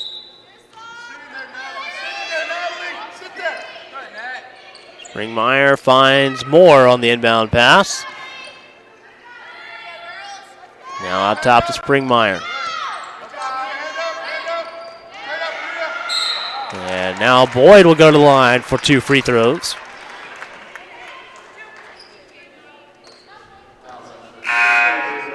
So this is going to be on Bria Rathway. Picks up her 5th. So that's going to put Casey Zelenak back into the game for the Celtics with 3:16 to play. And Boyd goes to line to shoot 2.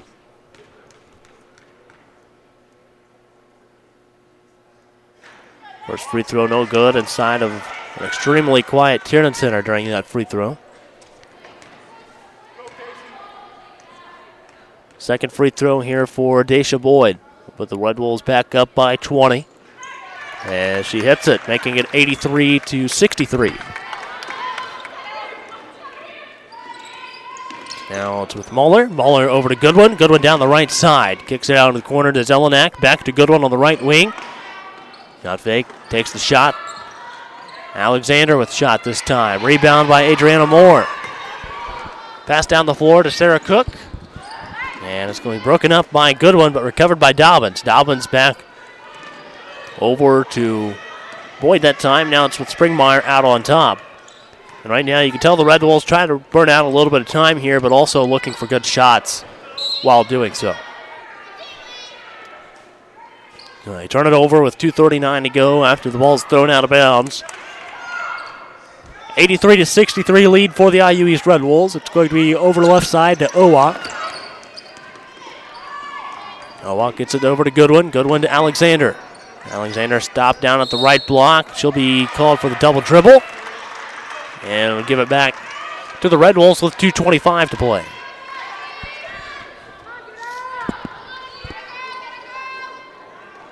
So Dobbins will find Springmeyer on the inbound play, but steal by Muller.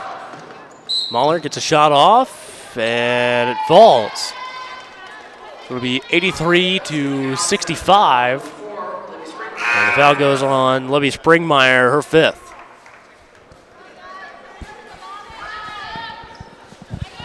So with Springmeyer out of the game, that'll bring Kristen Miller back into the Red Wolves lineup.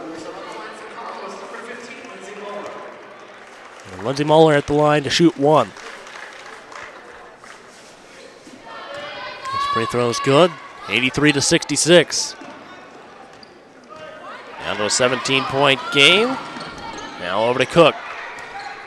Out high. She'll bring the ball back out toward half-court line. Now Miller. Starting to make a move toward the basket. Gives it to Dobbins. And we've got a foul called here on Dobbins. And getting that forearm in there that time. So that'll bring Fischetti back into the game for the Celtics with 2:06 to play. Once again, don't forget the IU East men's basketball team set to take on Carlow next, coming up at approximately 3 o'clock. And it looks like that game's going to get a little bit of a late start with being about 23 minutes before that game's scheduled to tip off. But as soon as this game's over, they'll get a 20-minute warm-up period, and we'll get things underway with the men's conference game as well. There's a basket by Muller. 83-68, a minute 51 to play, and a foul called on the Celtics. This foul is going to be on number 15, Lindsay Muller. She picks up her 2nd. But the IU East men's basketball team looking for a conference win here today as well.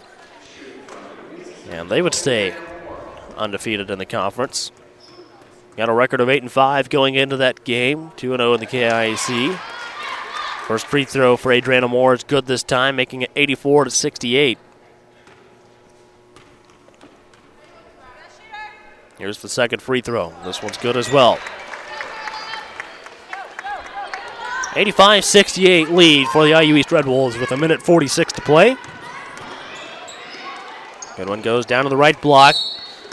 And we've got a foul called here this time. Looks like this one's going to go against Sarah Cook. And it does. So this will be Cook's fourth. 85-68 with 1:42 to play. And Fischetti at the line to shoot two.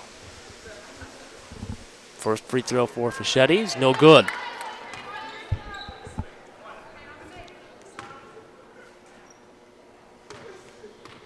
Here's the second free throw attempt this time from Fischetti. This one no good either. Rebound by Adriana Moore. Moore will bring it down the floor. Cross-court pass to Kristen Miller out on the right wing. And now Miller. Crossover goes back left. Down the lane. And Miller has it back out in the left corner once again. Shot clock down to 13. Miller out to Boyd. Boyd sees the three, takes it. No good this time, and we've got a foul called against IU East. This one's going to go against Sarah Cook, and she picks up her fifth. So now two IU East players out of the game due to foul trouble. And Kerrigan Niehoff will re-enter the Red Wolves lineup with 1:18 to play. So Muller at the line to shoot two.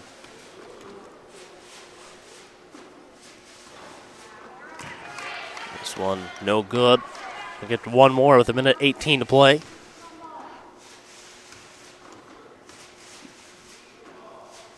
Second free throw. No good as well. Deja Boyd comes out with the rebound that time. She'll go to the left side. Crossover behind the back. Now to Caitlin Dobbins. 20 on the shot clock, 1:07 to go.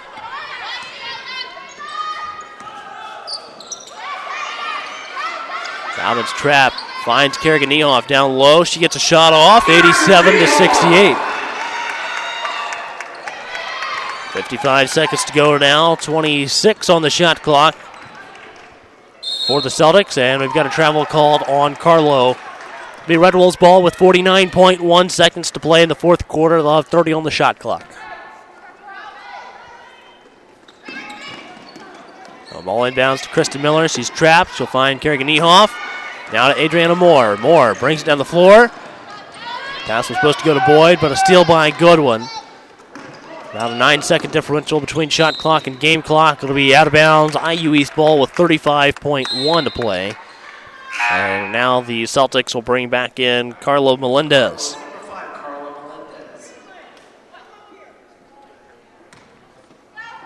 So 87-68 with 35.1 to go. IU East Red Wolves will go 3-0 in the Kentucky Intercollegiate Athletic Conference, staying atop of the KIC Colonial Division.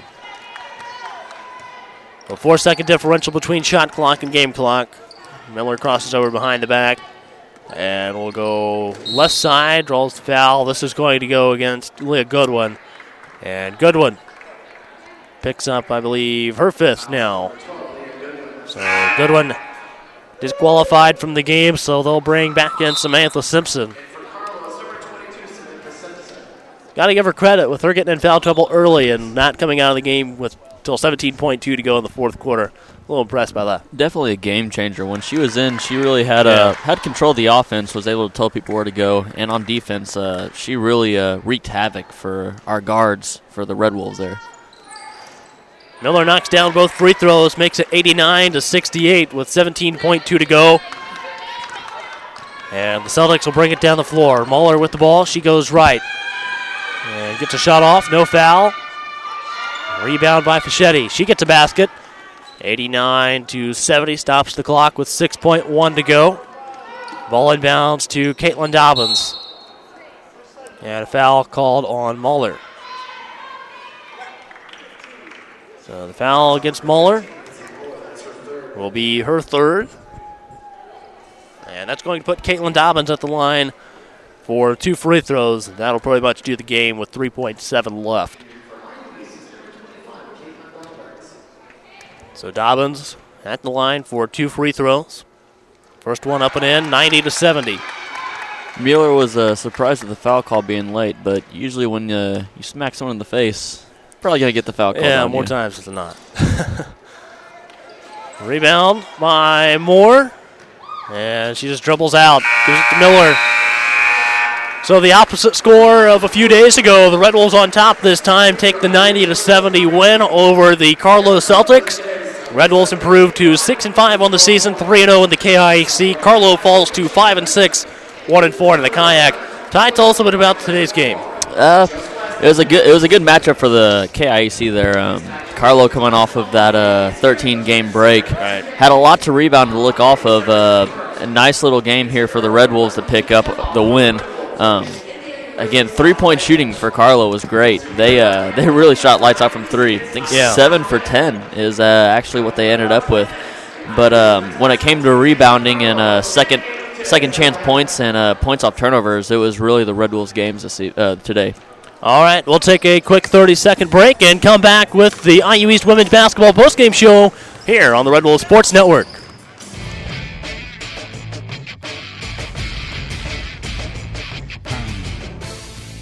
Hello, I'm Caleb Gillock, the host of Inside IU East Sports, a show where we talk with coaches, players, and other guests about what's happening with IU East athletics. In the top 100 high school seniors. Last year we were fortunate enough to do a variety of things on the track and then off to be able to be considered.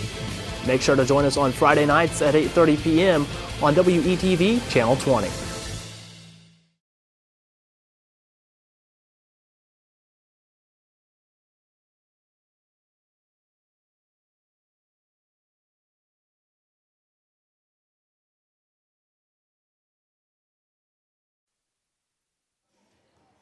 And welcome back to IU East Women's Basketball for the postgame show here on the Red Wolves Sports Network. We'll go over the final stats of today's game. Well, the Carlow Celtics, they shot 46.3% from field goal range in today's game. They were, looks like, take a look here, total field goal, 25 of 54 for the game. They are also 70% from three-point range in today's game. They shot 7 of 10, as Ty mentioned there before we went to break, and they were 65% at the free throw line, shooting 13 of 20. The Celtics also had a total of 39 rebounds. They won rebounding by 7, 39-32 in rebounding today. They had 13 on offense, 26 on defense. They also had 12 assists, 32 turnovers, 1 block, 7 steals, and that was the stats for Carlow. For IU East, they had a total of 46.4% from field goal range. They shot 32 of 69. They were 33% from three-point range today, 7 of 21, and 63% from the free throw line in today's game, 19 of 30 at the stripe in today's game. The Red Wolves also had a total of 32 rebounds, 17 on offense, 15 on defense. They also had 19 assists, 16 turnovers, 2 blocks, and 16 steals. In the enhanced scoring categories, the Red Wolves had 6 points off the fast break, 34 points off the turnovers, 44 points in the paint, 16 second chance points, and 35 points in bench scoring. Carlow had 7 points off the fast break, 11 points off the turnovers, 30 points in the paint, 13 second chance points, and 11 points in bench scoring. So now joining you for the IU East postgame show, Kerrigan Niehoff. Kerrigan, just tell us a little bit about how today's game went. Today we were just really focused on defense. We wanted to come out aggressive. We've been lacking that the past couple games, and I think we just kept our energy throughout the whole game, which we haven't been able to do this season. So, how were you guys able to improve defense from the Roosevelt game on Wednesday to today on Saturday? Roosevelt game, we were struggling on defense all around, so we just put in that 2-3. We hadn't practiced it before then, but we practiced it yesterday in practice, so I think that really helped us, just slowing them down on defense. They didn't start their offense until like 20 seconds on the shot clock. So shooting seemed to be a little bit better in today's game than it has been in the past several games. What have you guys been doing to work on improving your shooting percentage in practice? Well, Coach challenged us to get a few weeks ago, I'd say, to get 5,000 shots up before the new year. So a lot of us have been getting in the gym and just shooting at least like 500 shots a day. So. Right. All right. Well, next game is going to be on Monday, a 1 o'clock tip-off against IU South Bend. What do you expect to see out of them? We really haven't looked at it because we've been back-to-back games. But last year we just wanted to come out and show the IU campuses that, we're one of the teams to look at. So we want to come out and make an impact on them. All right, well, thanks for joining me, and congratulations on a great win here at home today. Thank you.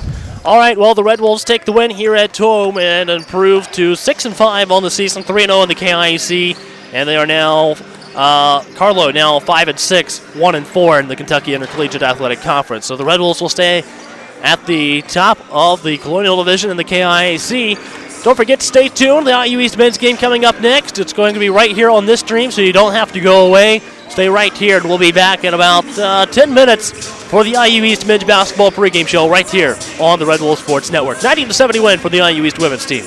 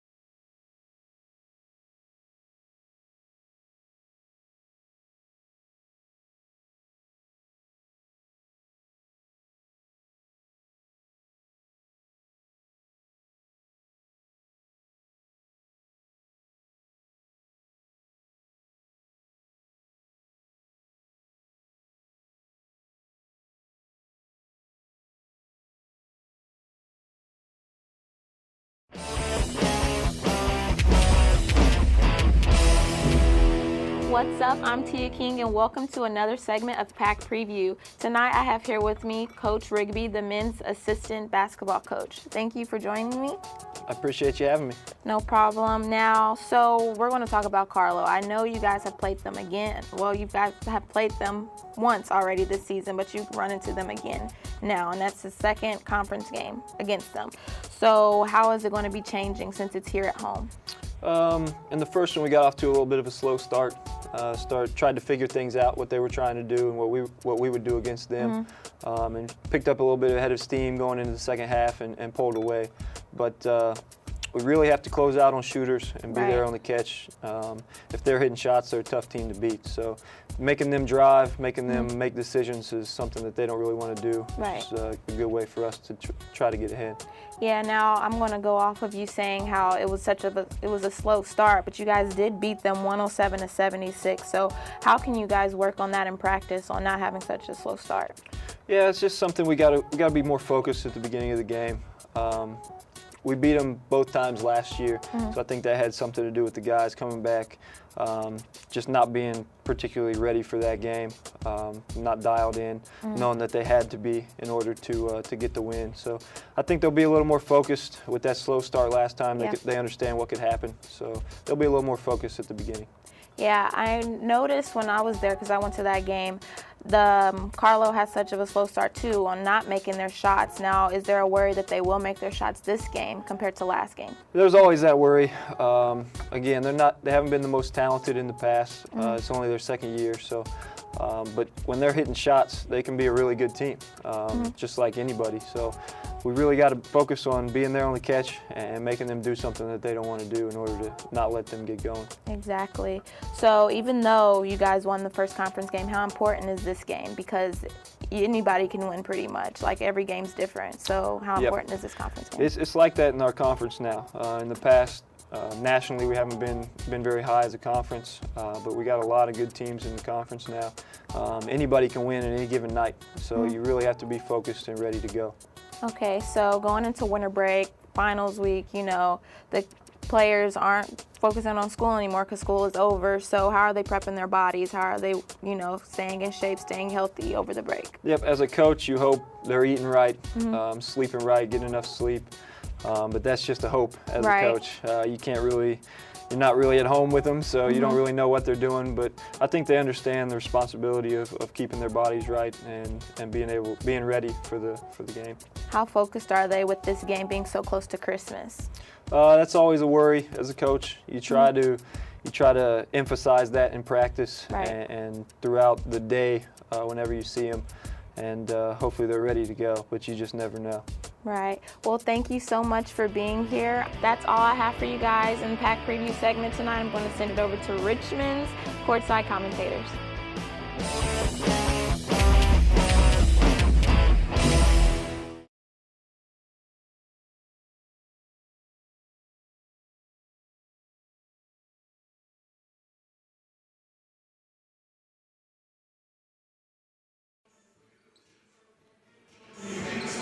Hello once again, and welcome to IU East Men's Basketball on the Red Wolf Sports Network. I'm Caleb Gillock along with Ty Butler. And for the 400 of you that tuned in for the women's game, we hope that you're still here with us for the men's matchup this afternoon. And we thank you for watching here on your Saturday afternoon, tuning into the Red Wolf Sports Network. Right now, the number 25 IU East Red Wolves have a record of 8-5, 2-0, getting set to take on the 3-7, 0-4 Carlow University Celtics. Tip-offs, of course, scheduled here for 3 p.m., and this is the second game of a women's and men's doubleheader. So IU East's most recent game was a 69-64 setback at St. Xavier University on December 16th, where they led by 11 at halftime. IU East has won all 3 meetings against Carlow over the last 2 years, including a 107-76 victory in Pittsburgh back on December 5th. IU East is 3-1 at home this season. IU East seeks its second consecutive 3-0 start in KIAC play. Lucas Huffman scored a career-high 36 points in the IU East Carlow game on December 5th, 2 points per game. Houston Clark is the reigning KIAC Men's Basketball Player of the Week as well. IU East is 9th in the NAIA with 4.6 blocks per game. And Vache Davis, 14th in the nation with an 87.5% free throw percentage. So let's take a look at the Carlow Celtics. They have lost 7 in a row since a 3-0 start on the season. The Celtics' most recent game was a 98-75 setback at Wilberforce on December 8th. Carlow has been idle for the last 11 days. Isaac Fullwood leads Carlow with 15.8 points and 1.7 steals per game. Fullwood scored a team-high 18 points in the first IU East Carlow meeting this season. The Celtics lead the nation with 18.9 offensive rebounds per game. Charlie Charbot and PJ McLaughlin both rank in the top 12 in the nation in offensive rebounds per game. The Carlow men's basketball program is in their second season. So they, in their second season, are 3-7, 0-4 in the Kentucky Intercollegiate Athletic Conference going into today's game. Well, the national anthem took place before the women's matchup, so there won't be a national anthem here before this game. So we'll go ahead and go into the starting lineups for this afternoon's matchup between the Carlow University Celtics and the IU East Red Wolves. Starting for the Celtics at shooting guard, a 6'1 junior from Pittsburgh, Pennsylvania, number 15, Zach Taylor. Will also be starting at small forward, a 6'5 sophomore from Jefferson Hills, Pennsylvania, number 21, Charlie Charbot. At point guard, a 6'1 senior from Upper Marlboro, number 30, Isaac Fullwood. At center, a 6'11 junior from Pittsburgh, number 33, John LeGrand. And at power forward, a 6'7 junior from Irwin, Pennsylvania, number 34, PJ McLaughlin. They're coached by Tim Kiefer. In his second season as head coach, he is assisted by Dave Gordon and Ryan Shank, both in their second season as well. So now the starting lineups for the IU East Red Wolves. At forward, a 6'6", 210-pound senior from Fort Wayne, Indiana, number 0, Dom Williams. Also at guard, a 6'6", 225-pound senior from Kokomo, Indiana, number 4, Houston Clark. At the other guard, a 6'2 sophomore weighing 180 pounds from Fort Wayne, number 5, Jacoby Claypool. At guard, a 6'3", 195-pound senior from Hammond, Indiana, number 10, Vache Davis. And at guard, a 6'7", 195-pound sophomore from Indianapolis, number 32, Lucas Huffman. Of course, the head coach for the Red Wolves, Mark Hester, in his 9th season as head coach here at IU East, and he's assisted by Tyler Rigby and David Sanders, both in their 4th season as assistant coaches of the men's basketball program here at Indiana University East. Well, it looks like it'll be another great matchup here this afternoon. Ty, what do you expect to see out of these two teams? Really intense. Carlow is a very fast, quick-paced team.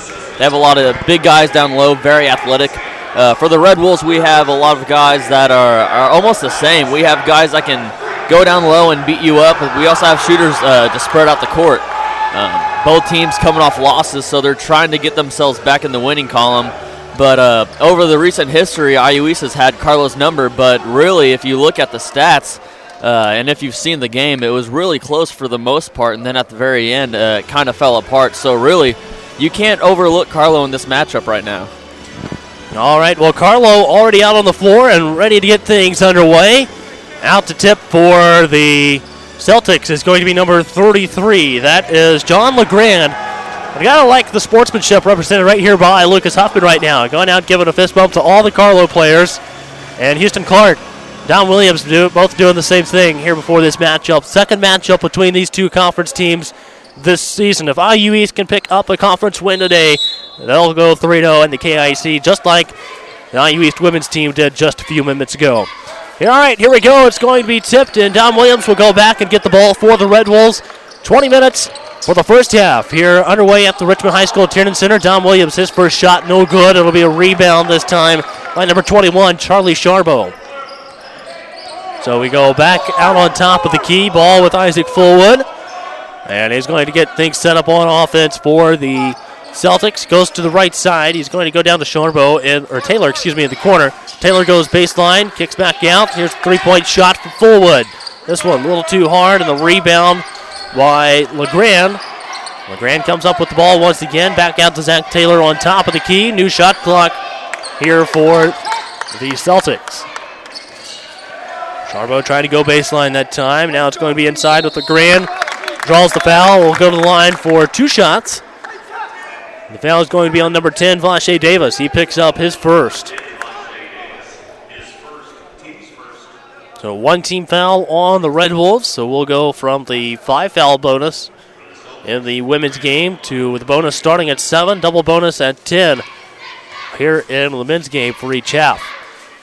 First free throw, good by John LeGrand. Gets the Celtics on the board, a 1-0 start here in the first 48 seconds of the ballgame. Now a second free throw makes it 2-0 for the Celtics. 2-0 lead with 19:11 to go in the first half. Claypool brings ball across half court over to Davis on the right side. Davis back out to Claypool, works around to Dom Williams, now left wing to Lucas Huffman. Huffman with the lob to Dom Williams. It's going to be picked up by the Celtics. And now we go back down the floor with Zach Taylor.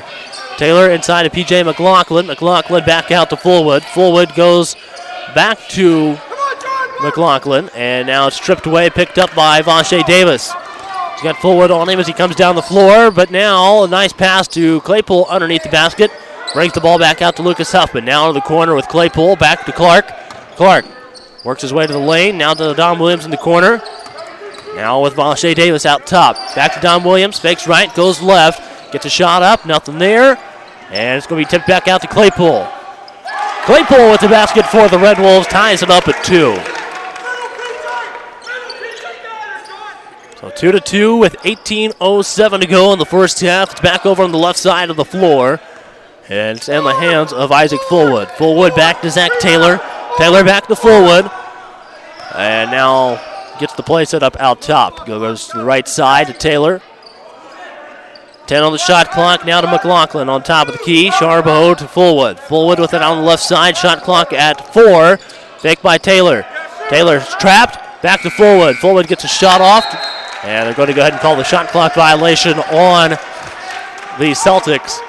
2-2 with 17:40 to play in the first half. Kobe Claypool brings the ball down the floor for the IU East Red Wolves. He brings it down the left side, crosses over, goes right. Back out to Dom Williams, now to Houston Clark. Clark with the ball, takes his dribble, goes down to the left block. Spin move to get into the paint, nothing there. Rebound by Dom Williams. Williams back out to Davis, now to Clark. Clark with the handoff to Huffman. He takes the 3. This one no good. Rebound by Houston Clark against P.J. McLaughlin. And Clark with the basket here for the Red Wolves. Puts IU East up 4-2. Now we go back over to the right side of the floor. Now left side to Zach Taylor. Now McLaughlin with it on the left elbow. Gives it to Taylor. Taylor. Shot no good. Rebound by Houston Clark. He brings it down the right side of the floor. Pass down to Vache Davis. Thrown back in by Fullwood. Vache for 3. This one no good. And a rebound by Fullwood. He'll bring it down the floor. Lay in no good. Rebound by Jacoby Claypool. He dribbles out. Pass down the floor to Lucas Huffman. Here's Huffman. Off the glass, no good. Davis, no good with the putback. Out to Claypool. Gives it to Huffman in the left corner. He likes this shot, no good. And a rebound by the Celtics. Down the floor, Charbonneau's shot, no good. And a rebound this time from LeGrand. LeGrand gives it back to Fullwood, who makes his way back. Here's LeGrand with the dunk for the Celtics, 4-4.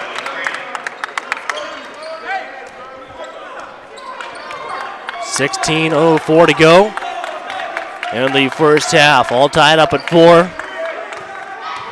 Red Wolves had a big win against Carlow earlier this season. The score of that game was 107-76. Shot from Dom Williams comes up short, hits the net on the outside this time, and it'll be picked up by Zach Taylor. And it's going to be out of bounds off of the Red Wolves. Good tip there by one of the IU East players, keeping the ball from getting down low to LeGrand that time. So a couple of subs coming into the game for IU East. Coach Hester will bring in both number 33, Parker Salinas, and number 34, Nate Niehoff. So it'll be 25 on the shot clock.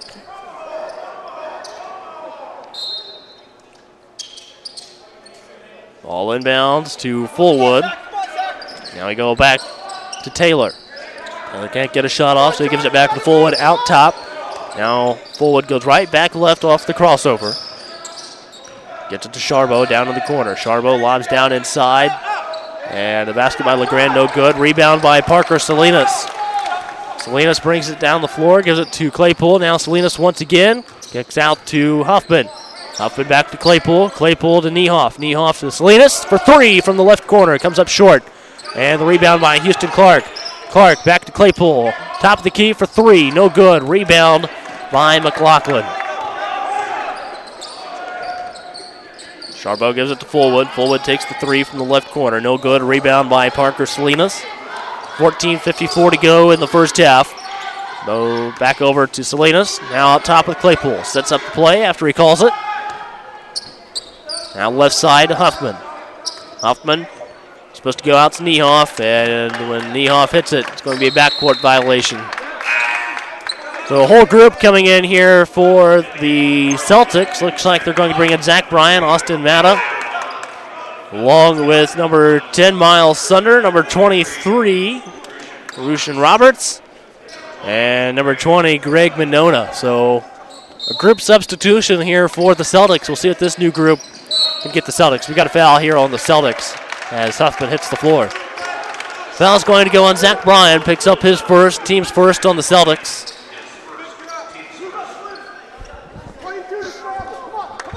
Houston Clark set to inbound the ball. Finds Claypool at the baseline.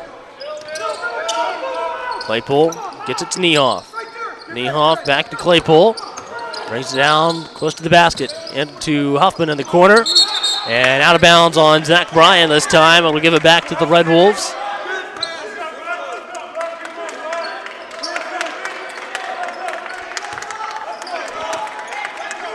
And there's only 19 on the shot clock. Should have reset there, right? I thought so, but I'm not the one getting paid to.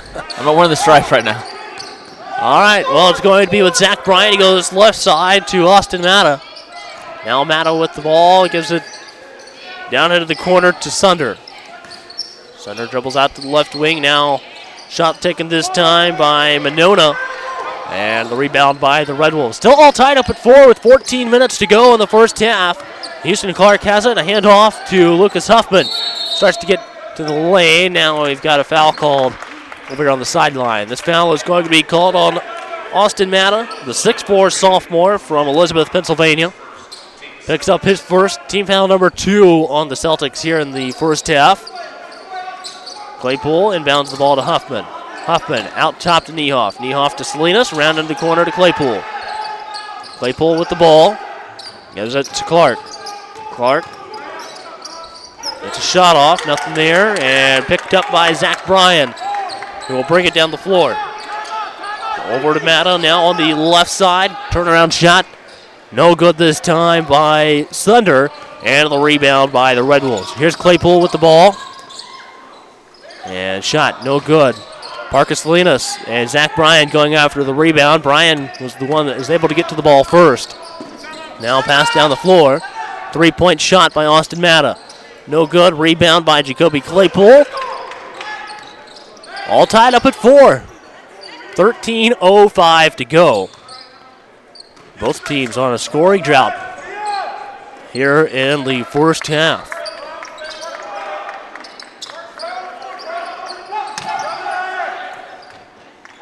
Going to be out of bounds. Stays IU East ball. 12:51 to go, and the Celtics will bring back in Zach Taylor. And we've got a timeout taken by the Celtics as well. So 12:51 to go, and a full timeout taken by Carlow University. All tied up at 4 in the first half on the Red Bull Sports Network.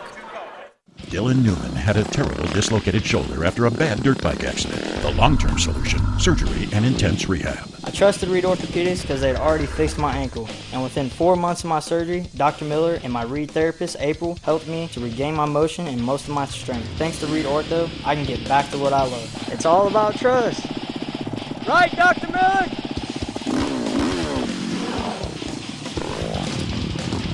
Right here at Reed. Right here in Richmond.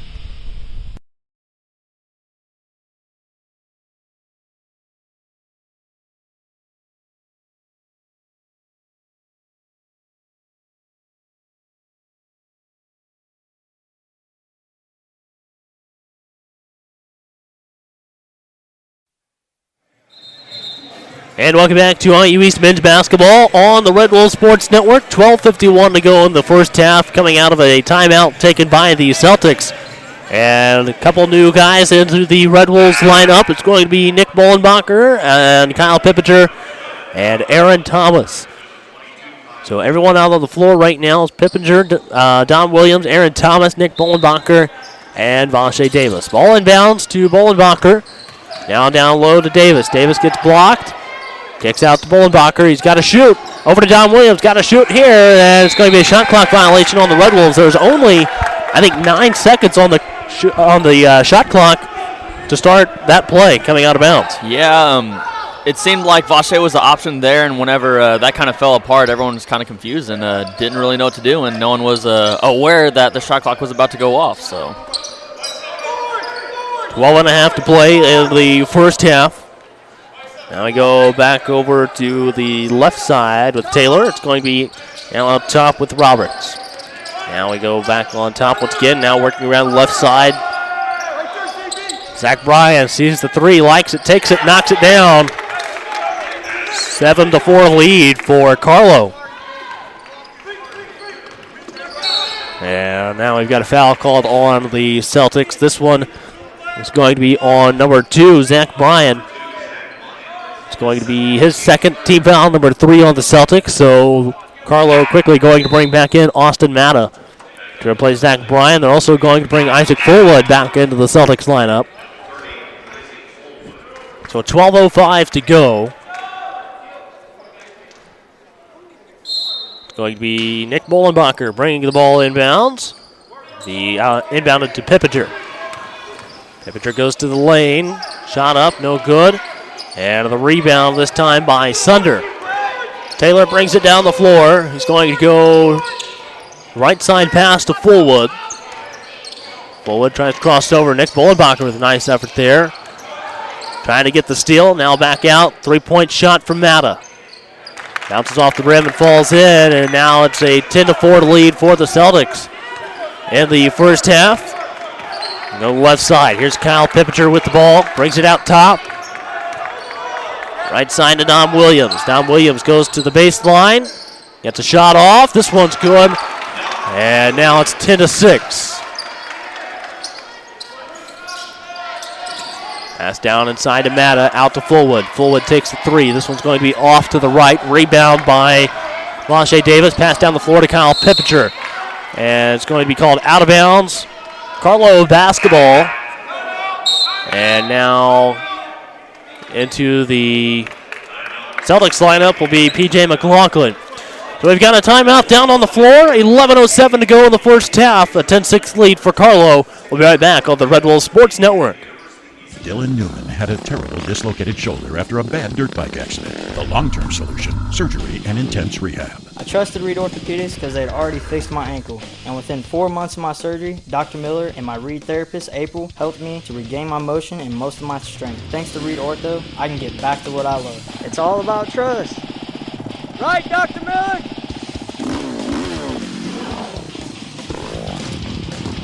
Right here at Reed. Right here in Richmond.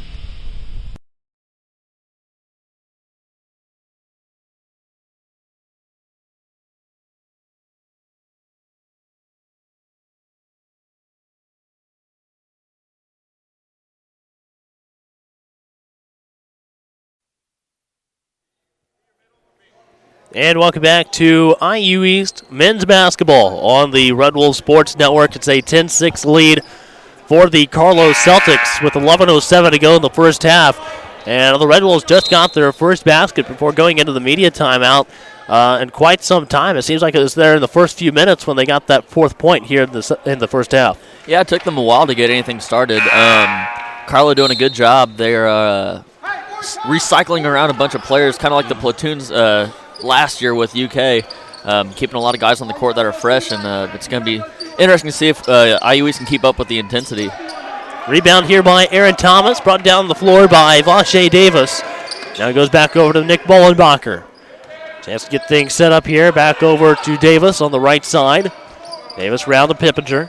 Pippinger on the left wing, handoff to Nick Bollenbacher. Shot clock at 13 now for the Red Wolves. And this is going to be out of bounds. Stays Red Wolves basketball with 10:36 to go.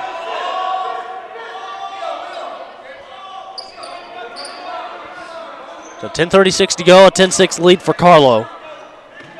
And now Davis inbounds the ball to Pippinger over in the right corner. Pippinger comes around inside the lane. Shot off, no good. Rebound this time by LeGrand. Now here's Zach Taylor with the ball out on the right wing. He's going to come back around out top. P.J. McLaughlin takes the three. Comes up short. Rebound by the Red Wolves. Now over to Pippinger. Pippinger with a shot fake. Gets around Austin Matta. Now back out to Nick Bollenbacher. Bollenbacher to Don Williams. Kick out. Three-point shot from Vache Davis. No good. And this is going to end up being a foul called on the Red Wolves. And this is going to be the second team foul on the Red Wolves. Goes against Cal Pippinger, his first team second. 10:08 to go here in the first half.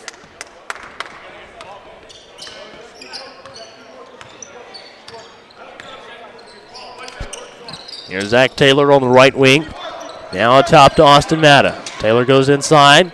Has the ball at the free throw line. Back to Isaac Fullwood. Fullwood gets the lay-in, 12-6. Now Davis with the ball. Gives it to Claypool. Around to Huffman. Back to Williams. And a steal here by Zach Taylor as Williams loses a step. And a late foul call here this time. 9:38 to go. The foul is going to go against Vache Davis.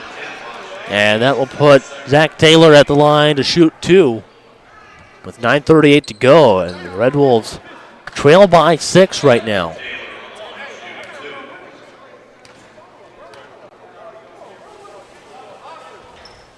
First free throw here by Taylor, no good. That'll bring Niehoff and Bollenbacher back into the game for the Red Wolves.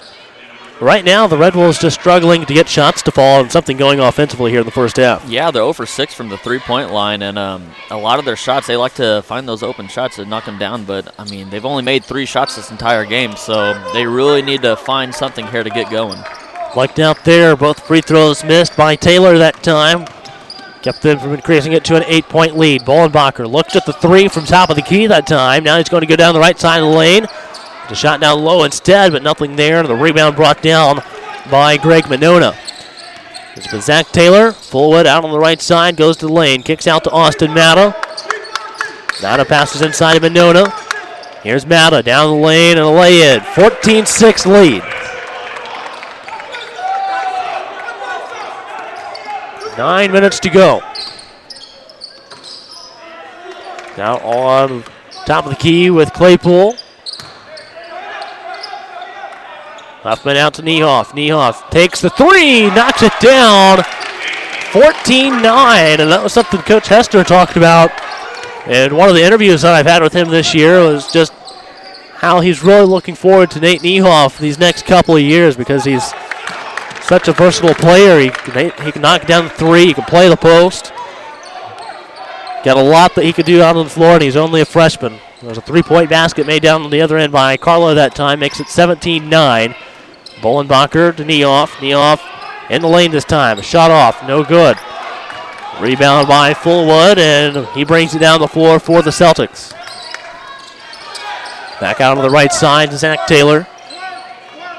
And his pass down inside, deflected that time by Niehoff. 8 minutes to go in the first half. Now we go back over to Fullwood. Basket down low by LeGrand. Makes the Carlow lead up to 10, 19-9 with 7:46 to go. And it's going to be out of bounds, Carlow basketball. So P.J. McLaughlin checks back in for the Celtics, as well as number 21, Charlie Charbonne.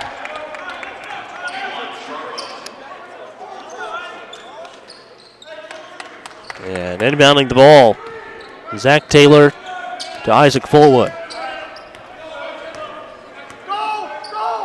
Over the left side to Taylor. Cross-court pass to Charbonne. Now out top to Fullwood. Works it back around to the left wing to Taylor. Goes back. Now right wing to Charbonne. Charbonne gets stopped. Called for the travel. And that'll give it to the Red Wolves off the turnover. Jason Ray will come into the Red Wolves lineup. He didn't make the trip up to Chicago earlier this week. A little ill earlier this week, and we've got a 30-second timeout taken by the Celtics. 7:22 to go. Italy first half, a 19-9 lead for Carlow here on the Red Wolf Sports Network.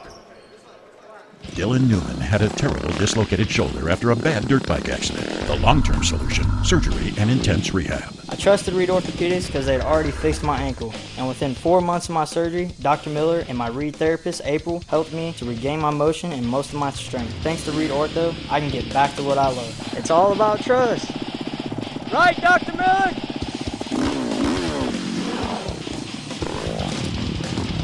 Right here at Reed. Right here in Richmond.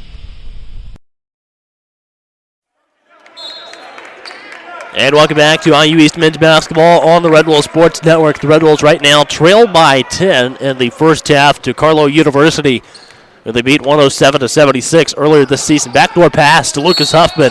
And he gets fouled. He'll go to the line for 2 free throws and try to get this back within single digits. The foul is going to go on number 20. That's Greg Monona. Picks up his first.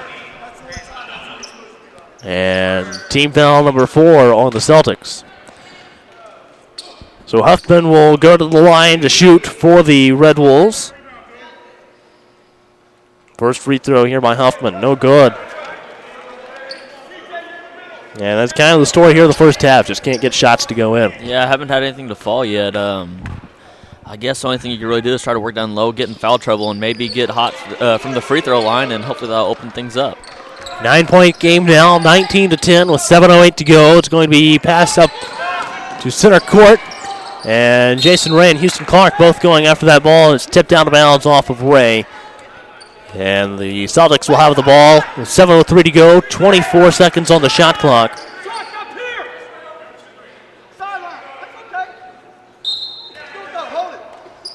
Ball inbounds now to Fullwood. Fullwood back over to the left side.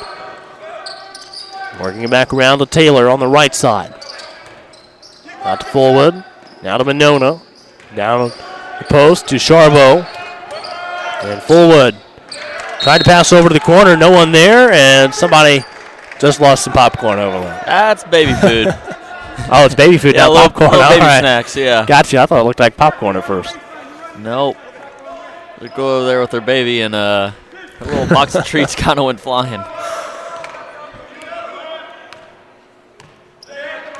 All right, Bollenbacher brings down the right side of the floor now. 3-point shot for Bollenbacher, the right wing. No good. Fullwood out on top, the key. Go over to the right wing. Now we go back over to Taylor. Pass down to the interior to McLaughlin. His shot no good. Gets his own offensive rebound. Turn around, put back this time. 21-10. 6:12 to go. Back with Huffman on the left wing. Starts to go baseline. We've got a whistle out top. And it's going to be a foul called on number 21. That's Charlie Charbo. He picks up his first and team foul number 5 on the Celtics. So now it's going to be Bollenbacher inbounding it from the baseline for the Red Wolves. Zach Bryan back into the game for the Celtics. This will be out of bounds. IU East basketball. 6:07 to go.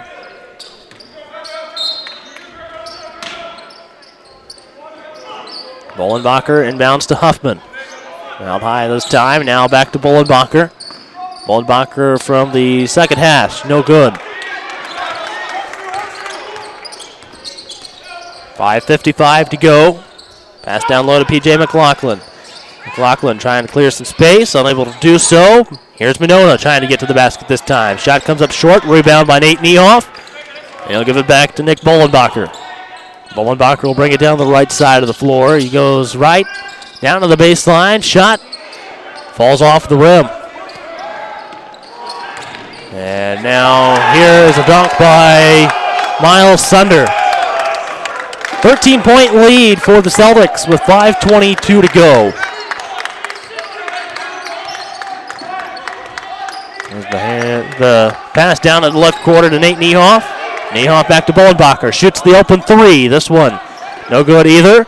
Rebound by Houston Clark. Clark goes up. This one falls. And it's 23-12. Down to an 11-point ball game. Red Wolves still have some work to do here in this game, as the shots have not come easy to them in this first half. Out top, Venona, but it goes out of bounds. And now the Celtics will bring some size back into the game and put John LeGrand, a 6'11 junior center, back into the game. He'll have to wait a minute to play, though. Timeout down on the floor, 4:46 to go. 23-12 lead for the Carlow Celtics here on the Red Wolf Sports Network. Dylan Newman had a terrible dislocated shoulder after a bad dirt bike accident. The long-term solution, surgery and intense rehab. I trusted Reed Orthopedics because they'd already fixed my ankle. And within 4 months of my surgery, Dr. Miller and my Reed therapist, April, helped me to regain my motion and most of my strength. Thanks to Reed Ortho, I can get back to what I love. It's all about trust. Right, Dr. Miller?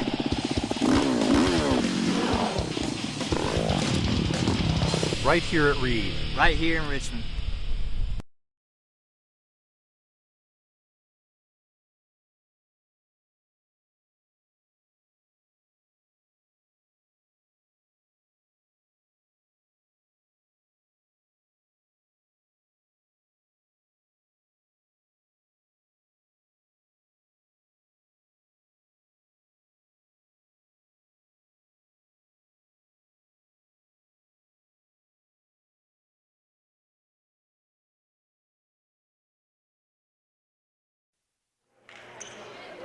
And welcome back to IU East Men's Basketball on the Red Wolf Sports Network. Coming out of the media timeout, 23-12 lead for the Carlow Celtics with 4:46 to go in the first half.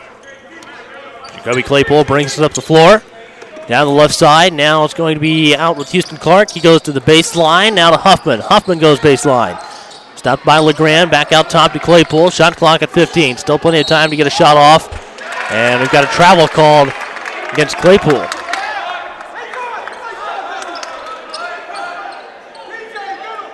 .429 to go in the first half.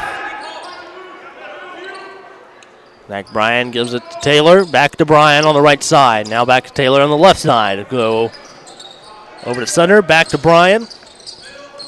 Now with McLaughlin. Now to John LeGrand out on the left block. Three-point shot from Zach Taylor. Three-point shot, 26-12. It's a 14-point lead for the Celtics. Jason Ray to Huffman. Huffman stopped down low once again. Now here's Houston Clark from the free throw line. 26-14. 3:52 to go. Pass over to the left side to Miles Sunder. Now back to Zach Taylor. Now Zach Bryan on top. Sunder with it over on the left side. Back down to the right side to Zach Bryan. This shot only worth 2, but it's 28-14. Back to a 14-point lead for the Celtics. Now over to Houston Clark. He goes over to the right side, now down on the baseline. Out to Jason Ray. Three-point shot fake. Wide open Jacoby Claypool to the rim that time, and he gets blocked by, that was LeGrand that time. The Red Wolves ball with 3:19 to go in the first half.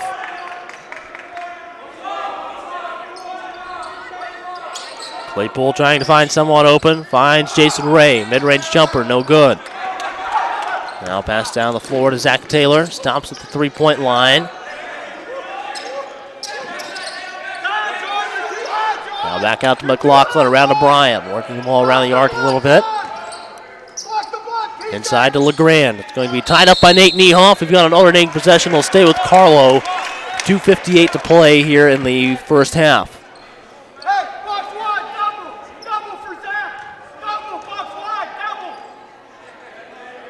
28-14 with 2:58 to play.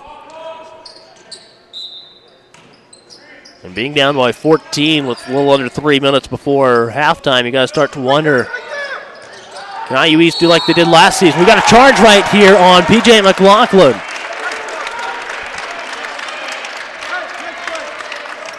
So the foul goes against P.J. McLaughlin on the charge. That's going to be his first and team foul number 6 on the Celtics. But last year we saw a lot of times where the Red Wolves were down going into the locker room at halftime and were able to come out and pick up a second half win.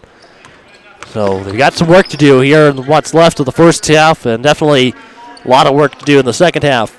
Trailing by 14 with 2:40 to go before halftime. Goes back over to Nate Niehoff out on the right wing. Now Houston Clark back to Niehoff. Niehoff ends up going right. We've got a foul call here on the Celtics. It's going to be team foul number 7 on Carlow. And this goes against John LeGrand. It's going to be LeGrand's first, and 7 now on the team. That'll put Nate Niehoff at the line. And Niehoff will be at the line for the 1-and-1.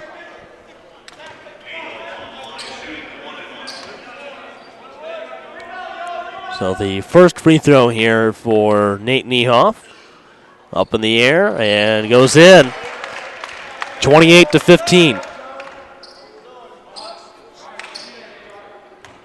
2:30 to go in the first half. Here's Nate Niehoff at the line to shoot the second of 2. This one's good as well. Cuts it down to a 12-point lead for Carlow, 28-16. Sunder passes up the middle to P.J. McLaughlin.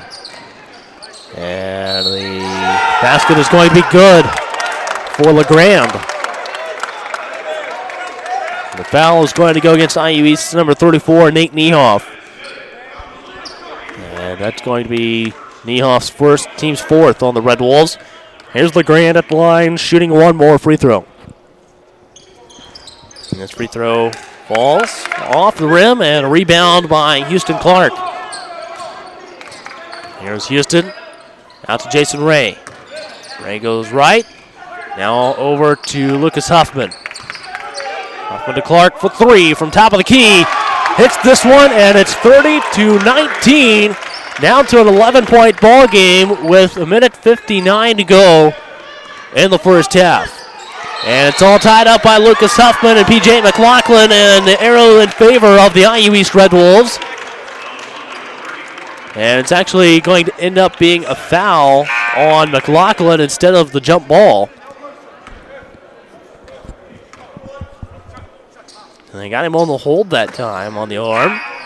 So that's going to bring Charlie Charbot back into the Celtics lineup.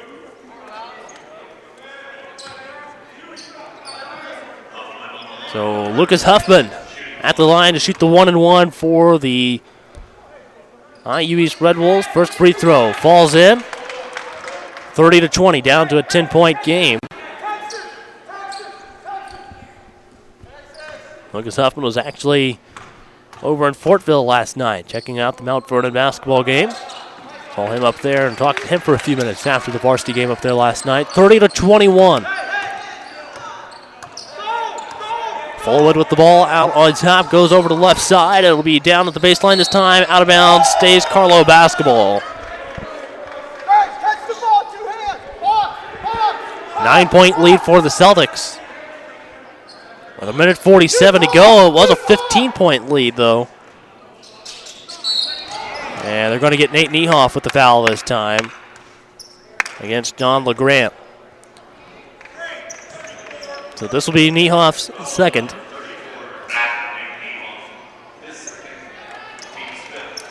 Minute 46 to go, and Aaron Thomas comes back into the Red Wolves lineup. Aaron Thomas is a freshman this year. He's a 6'7" freshman out of Fort Wayne. Went to Northrop High School up there. Ball inbounds to Monona. Now it's out top with Zach Taylor. Go back to the right side with Isaac Fullwood. Crossover goes left, now back right. And LeGrand's shot, no good. Rebound by Lucas Huffman. Gets it to Houston Clark, who brings it down the left side of the floor. Clark stopped in the corner. And he finds Jacoby Claypool. Claypool, cross-court pass. Jason Ray takes the 3 from the right wing. Too hard this time. And rebound by Greg Monona. And a turnover here against the Celtics. And Parker Salinas back into the IU East lineup with 1:20 to go.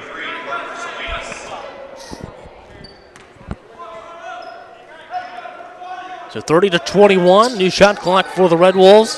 Claypool finds Lucas Huffman. And the shot goes up. Thought he had the and one. But the foul is going to go against number 33, John LeGrand. And that is his second. team foul number 9 on the Celtics. So here's Lucas Huffman at the line, shooting 2, trying to get it down to a 7-point ball game right here. First free throw, up and in for the IU East sophomore. And Chris Pipkin into the game for the Celtics with 1:18 to play. 30-22. Huffman at the line, shooting one more free throw for the Red Wolves. Hits this one, now it's a 7-point game, 30-23. Ball now down the right side, crossover by Taylor. Taylor back to Fullwood. Fullwood gives it to Monona, out top. Monona to Taylor. Setting up their motion offense here with 1:01 to go. And Charbo with the basket. Puts it back up to a 9-point game, 32-23. Here's Houston Clark. Shot from the right elbow. Short, rebound by Fullwood. Now Fullwood brings it down the floor. Gives it to Monona. And his pass to Pipkin down low. Goes out of bounds, giving the ball to the Red Wolves with 40 seconds to go. So an exact 10-second differential between shot clock and game clock here, nearing the end of the first half. So they're going to reset the clock. So the clock won't start until the ball is touched. I think that's what happened as soon as the inbound pass was rolled in. I think that's when they started the clock last time instead of waiting till it was touched by the Red Wolves. Now it's picked up. And there's going to be a foul called out top against Chris Pipkin. It'll be team foul number 10. And Pipkin picks up his first. So Jacoby Claypool, IU East sophomore, will go to the line for 2 shots. Trying to get it back down to a 7-point game. If you can hit both free throws right here. The first one up and in, and it's 32-23 with 37.2 to go. And the Celtics bring back in number 23, Russian Roberts. Second free throw from Claypool, good as well. 32-25, 37.2 to go. Now back over to Roberts. Roberts back to Taylor on the left side of the floor.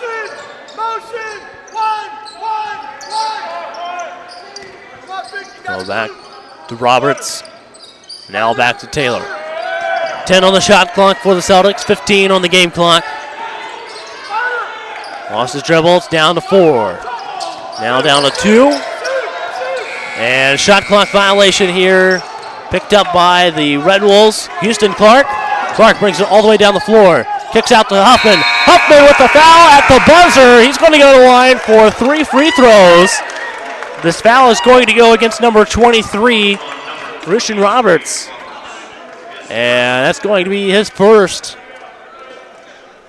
And Lucas Huffman will go to the free throw line for 3 shots. Chance to make it a 4-point game at half if he can hit down all 3. First one is good.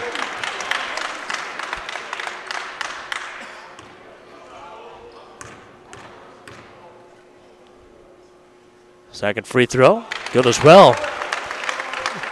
I never really thought about this, but you got to wonder how much that red outline around the backboard messes with you a little bit when you're at the line in that this is situation. true. I've never been in that situation, but I'm sure it's.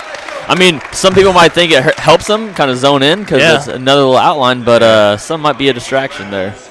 All right, well, at halftime, it's a 32-28 lead. The Red Wolves went from being down by 15 to trailing by 4 at half. Tell us a bit about the first half there, Ty. The first half really was not good at all. I mean, not trying to, sugarcoat or anything for the Red Wolves. It wasn't good. They only shot 22% from the field, and they're 2 for 10 from 3, so they weren't afraid to take the shot, but none of them were falling. To start off early, Carlow was aggressive. They were moving the ball well, finding their open shots and being aggressive, and they really took it to the Red Wolves in the beginning. You can't complain if you're a Celtics fan there, but the way the first half closed up, the intensity on defense definitely fell a little bit for the Celtics. So that helped the Red Wolves in that essence. But really, it's the story for the Red Wolves has been shot no good. Right. I mean, it's been that way the whole first half almost. All right, well, while we wait on our halftime stats, we'll take a quick 30-second break and come back with the halftime stats here on the Red Wolves Sports Network. Dylan Newman had a terrible dislocated shoulder after a bad dirt bike accident. The long-term solution, surgery and intense rehab. I trusted Reed Orthopedics because they had already fixed my ankle. And within 4 months of my surgery, Dr. Miller and my Reed therapist, April, helped me to regain my motion and most of my strength. Thanks to Reed Ortho, I can get back to what I love. It's all about trust. Right, Dr. Miller?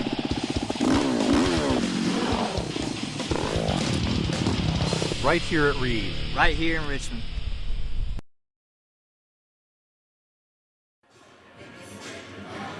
And welcome back to the IU East Men's Basketball Halftime Show here on the Red Wolves Sports Network. I'm Caleb Gillock along with Ty Butler at halftime. The Carlow Celtics lead the IU East Red Wolves 32-28. So we'll go over the halftime stats. The Celtics shooting 13 of 30 from field goal range in the first half for 43.3%. They also were 4 of 10 from three-point range, shooting 40%, and 2 of 5 at the free throw line, shooting 40% there as well. They had 21 total rebounds in the first half, 3 on offense, 18 on defense, along with 10 assists, 9 turnovers, 2 blocks, and 3 steals in the first half. The IU East Red Wolves had a 21.2% field goal percentage in the first half, 7 of 33 shooting. They also were 18.2% from three-point range in the first half off of 2 of 11 shooting. Really, a lot of their points came there from the free throw line in the first half. 92.3% at the free throw line in the first half off of 12 of 13 shooting at the stripe. For the IU East Red Wolves, they also had a total of 24 rebounds, so they won the rebounding category by 3, 24-21. And take a look. They had 8 offensive rebounds, 16 defensive rebounds, along with 3 assists, 8 turnovers, 2 blocks, and 2 steals there in the first half. All right, so the Red Wolves had 0 points off the fast break there in the first half. And that's a little bit of an unusual statistic for a team in the first half, but they also had 9 points off of turnovers, 4 points in the paint, 6 second chance points, and 5 points off of bench scoring. The Celtics had 4 points off the fast break, 6 points off turnovers, 16 points in the paint, and 6 second chance points, as well as 15 points in bench scoring. So that brings us to halftime, 32-28. We'll take a quick break and come back with the second half of IU East men's basketball here on the Red Wolves Sports Network right after this.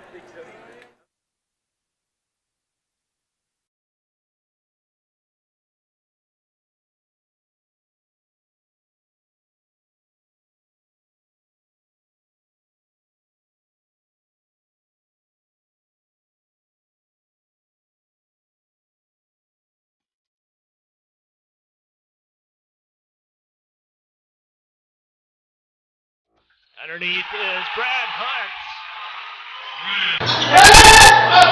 Jason Ray over inside to Fangman, gets it up.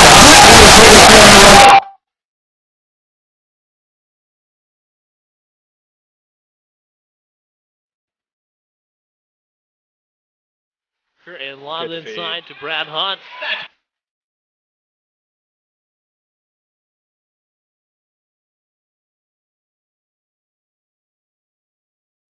Rebounded by Hunt, and he's going to get that one to fall. And now the Red Wolves inbound the ball to Hunt. He goes up, grabs it.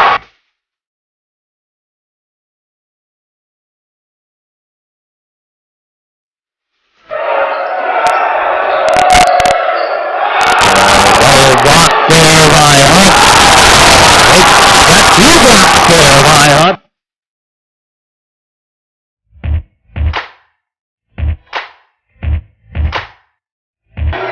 Here's Marchand, kicks it off to Dom Williams. Dom Williams puts this one up and in for the Red Wolves. Bollenbacher, nice pass inside in the lane to Dom Williams, who scores.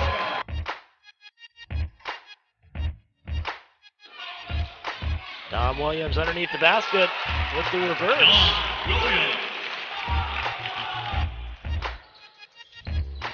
Nice pass to Dom Williams. Dom Williams down low at Paul. Dom Williams coming down the floor, puts this one up. Falling downs to Dom Williams. Out top now with Claypool. Lobs inside to Dom Williams. And lob down to Dom Williams.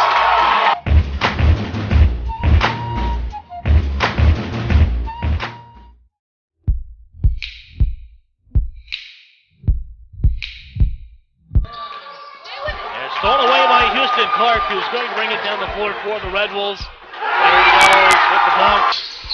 The lob underneath. And here is Clark, lays that one in. Clark with a spin move, gets this one to finish. Clark sets a good screen there for Bolenbacher. A pass inside to Houston, and he scores.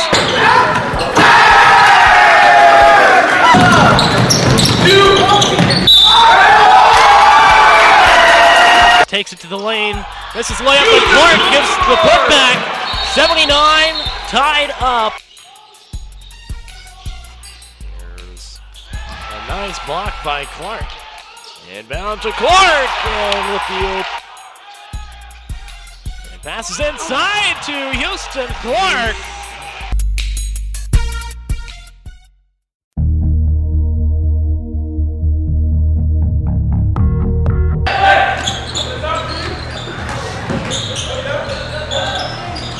Good take there by Jacoby. Here's Jacoby Claypool, takes it up the middle. This one's going to go in for Claypool. Jacoby Claypool in the lane that time.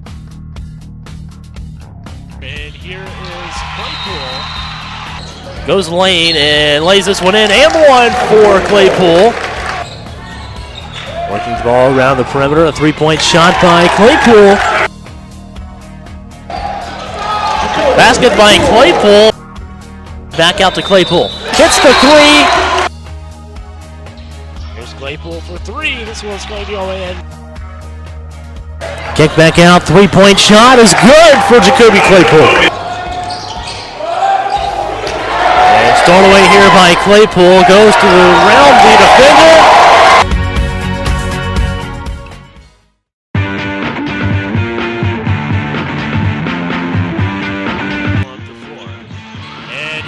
Jason Ray stole it away, and he's going to slam it for the Red Wolves. There's a shot by Jason Ray over to there in the corner for three-pointer. Here's Jason Ray.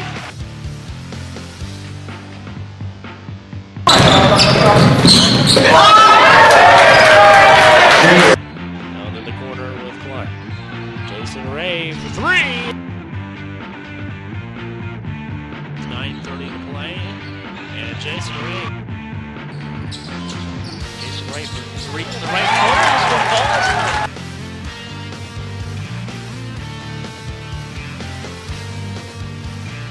Shot fake there by Ray, and that's going to be a good basket for Jason Ray.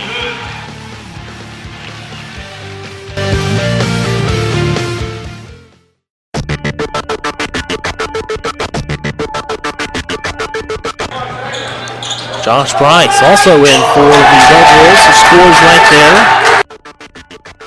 Thingman finds Price underneath, lays it in. And one for Josh Price. This is the layup, but Price with the putback.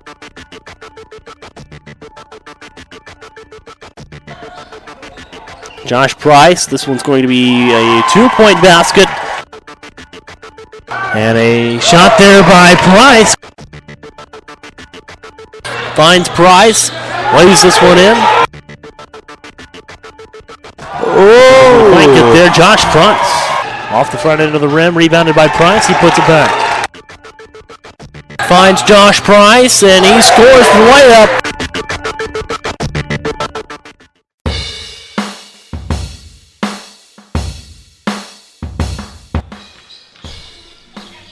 Lucas Hoffman gets a good look. This one falls.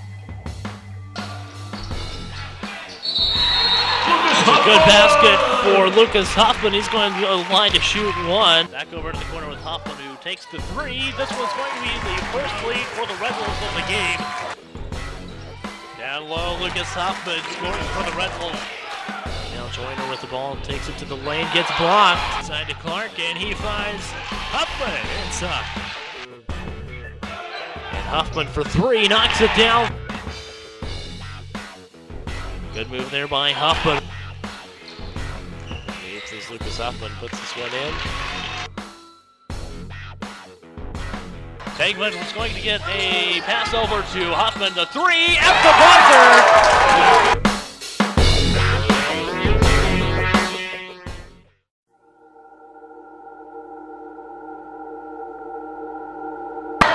With 40 seconds to play and up by 2. Shot clock down to 10. And here's Bollenbacher. He's going to take it to the lane, lay one up, and in! That's a big basket there. 9 minutes to go. Jeremy Williams gets blocked by Nick Bollenbacher. Bollenbacher brings the ball up, goes down the left side, and lays it in. Bollenbacher takes it to the basket, lays this one in. Down to Bollenbacher. He drives around on the right side, puts one up one-handed, makes it off the glass. Stolen away by the Red Wolves. Down the floor to Bollenbacher. Goes left, nice spin move. Count the basket. And here's Bollenbacher down the lane, lays it in. Passes down the floor to Nick Bollenbacher, who's just going to lay it in. There's Nick Bollenbacher, takes it to the basket, lays this one in, but they're going to give him the and one.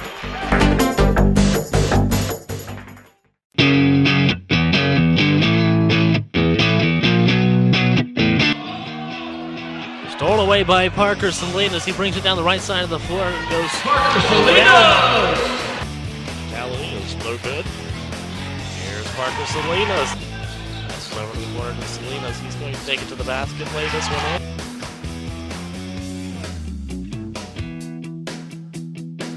On top to Tegman, over to the left corner to Salinas. He puts up a three, and that looks good. Passes inside to Dom Williams. He's going to dish off to Salinas, and one for Parker Salinas. This one rattles off the rim, no good. Rebounded by Salinas. He puts it back up. Parker Salinas for three from the left corner. Gets this one to fall. Parker Salinas down low. This one goes in. And this is the shot rebounded by Salinas. Puts it up and one.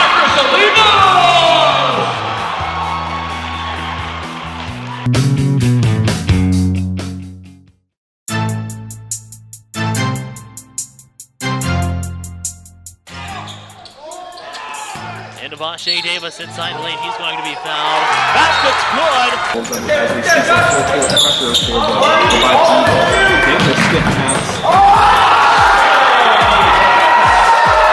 It's recovered by the Red Wolves. Here's Vache. Stolen away by Claypool. Vache underneath the basket this time. Shot clock at 15. 3-point shot by Vache. Out on top, and he goes left side to Vache Davis, who takes the three. This one's good.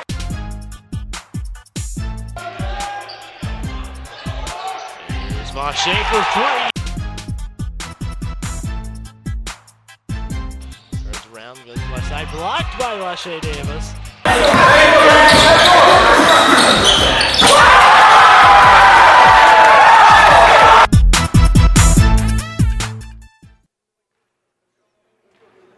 And welcome back to IU East men's basketball on the Red Wolf Sports Network. 32-28 lead at halftime. Ready to go with the second half of this KIAC conference matchup between the IU East Red Wolves and the Carlow Celtics at the Richmond High School Tiernan Center. 20 minutes on the clock, and the Red Wolves were down by 15 at one point there in the first half, and they cut it down to a 4-point lead going into the second half. There's a foul called right at the buzzer against Lucas Huffman. So Huffman got to go to the line for 3 shots and cut it down from a 7-point deficit to a 4-point deficit. And now we've got the ball coming out of bounds once again. So it looks like they're going to reset the shot clock and game clock 2 seconds came off of it. Now ready to go. In the hands of Claypool. Claypool will bring it over to the right side. He's out on top of the key now. After moving around on his pivot foot, back to Houston Clark. Now Clark gives it to Huffman. Claypool looks at the three, swings it to Davis. Claypool three-pointer off the rim, and the rebound by P.J. McLaughlin. Zach Taylor brings it down the floor for the Celtics. Goes over to the right side. Now pass over to Charbo. Back out top to Fullwood with 19:28 to go in the second half. Charbo with the ball. Shot clock down to 9. Fullwood with the ball. Crosses over, goes back right, and gets into the lane. Shot up, no good. LeGrand gets out rebounded by Houston Clark. Kind of tiptoed there along the baseline. Keep from going out of baseline. Now, or out of bounds. Now he's back over to the left side. Now to Claypool. 1 minute off the clock here in the second half. Claypool goes baseline, and it's going to be out of bounds off of the Celtics. So it'll be Red Wolves ball with 12 seconds on the shot clock. 18:55 to go in the second half. Claypool finds Houston Clark. Out on the right side, spin move to get in the lane, and a foul. Actually, it's going to be a travel called against Houston Clark. 18:51 to play. Ball inbounds to Fullwood. No one scored yet. End of the first minute, 15 seconds. Tipped up into the air that time by Jacoby Claypool. One dribble, shot falls off the rim. Rebound by P.J. McLaughlin. McLaughlin passes down the floor to Zach Taylor. Lob up to John LeGrand on a foul on Lucas Huffman. So this foul on Lucas Huffman will be the first team foul on the Red Wolves here in the second half, and Huffman's first personal. So here's LeGrand at the line, shooting 2 free throws. The first one up and in, makes it 33-28 with 18:34 to play. Now here he is shooting the second of 2. Makes it a 6-point lead now for the Celtics. So here's Jacoby Claypool. Gives it to Don Williams, who will finish bringing it across center court for the Red Wolves. He goes to the left side, now back out to Houston Clark. Clark down into the corner to Williams. Williams shot, no good. Rebound by Taylor. 18:18 to go.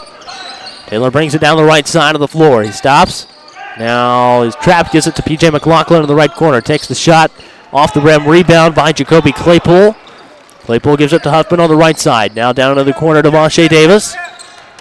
Davis to the lane, draws the foul, and will go to the line for 2 free throws. This foul will be on number 15. That's Zach Taylor. Picks up his first and team's first on the Celtics here in this half. So that will put Vache Davis at the line to shoot 2 with 18:01 to play in the second half. First free throw is good. Makes it 34-29.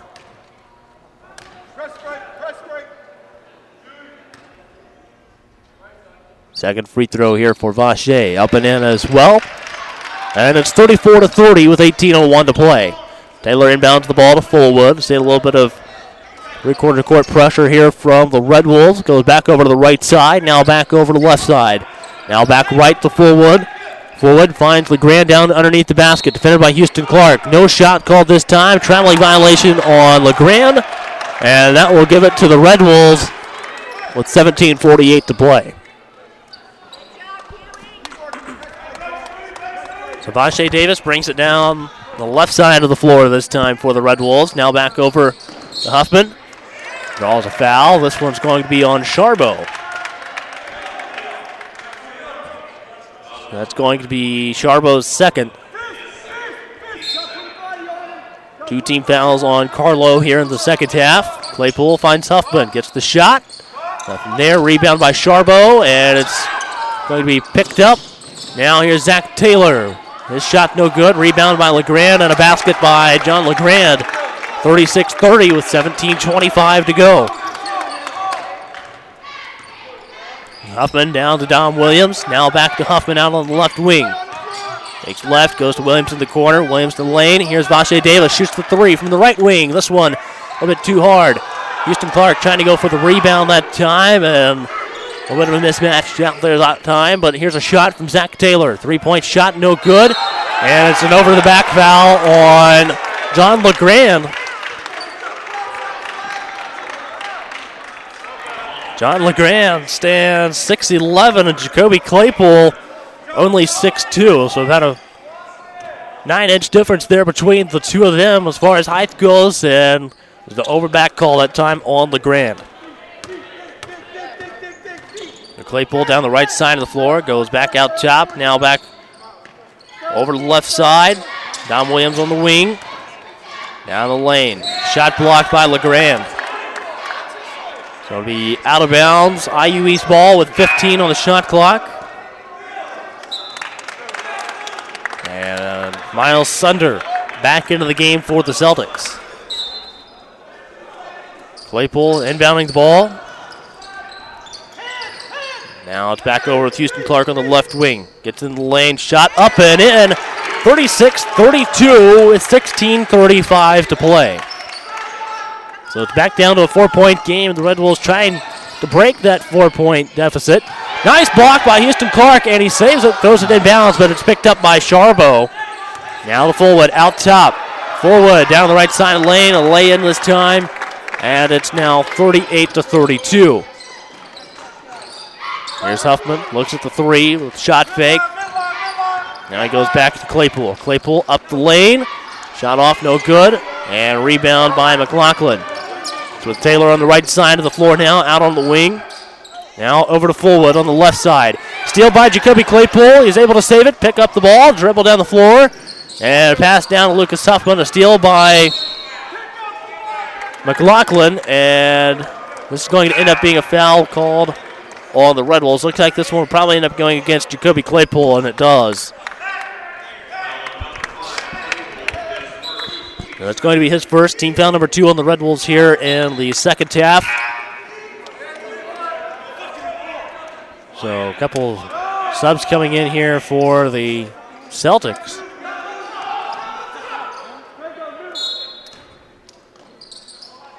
Now back over to the left side. It'll be Zach Bryan with the ball. Pass down the floor. Charbo tried to get it over. Now Charbo with the basket. Makes it an 8-point lead, 40-32. Lachey Davis in the lane. Shot up. He'll go to the line for 2. This foul is going to go against Charbo. I believe that's his third now. And team foul number 4 on the Celtics.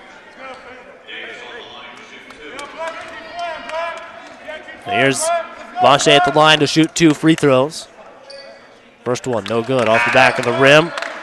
So that'll put Roberts back into the Celtics lineup with 15:33 to play.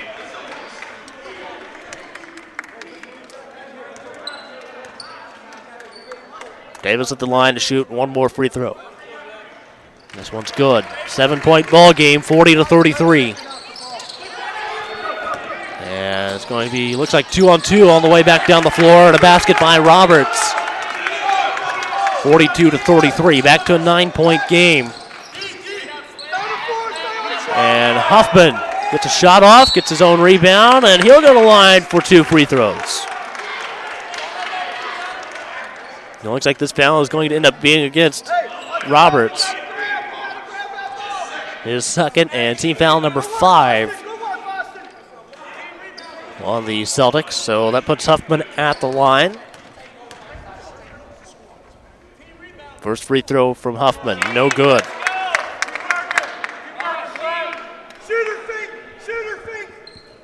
And back there in the first half, he was 8 for 9 at the free throw line there in the first half. Second free throw, no good for Huffman right here either. It's 42-33. Now down the right side, crossover by Zach Bryan. Now on the wing with Roberts. Roberts out top to Sunder. Now to Bryan, back to Matta in the left corner. Now it's going to be, this time, out top. 3-point shot by Sunder. Rebound by Huffman. Now Lachey Davis with the ball back to Huffman. Wide open 3-point shot. Knocks this one down. 42-36 with 14:37 to go. Back down to a 6-point ball game. Here's Zach Bryan. Over to Austin Matta.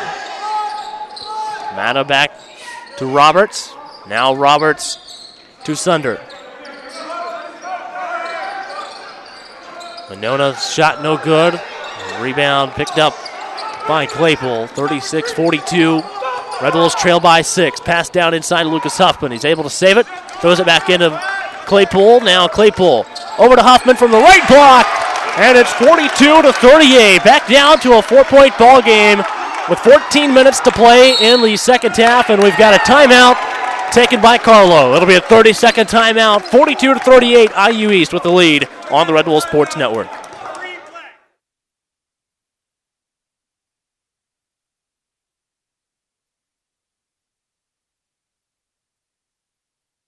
This is where a busy mom can work toward a bachelor's degree from a top national university during softball practice.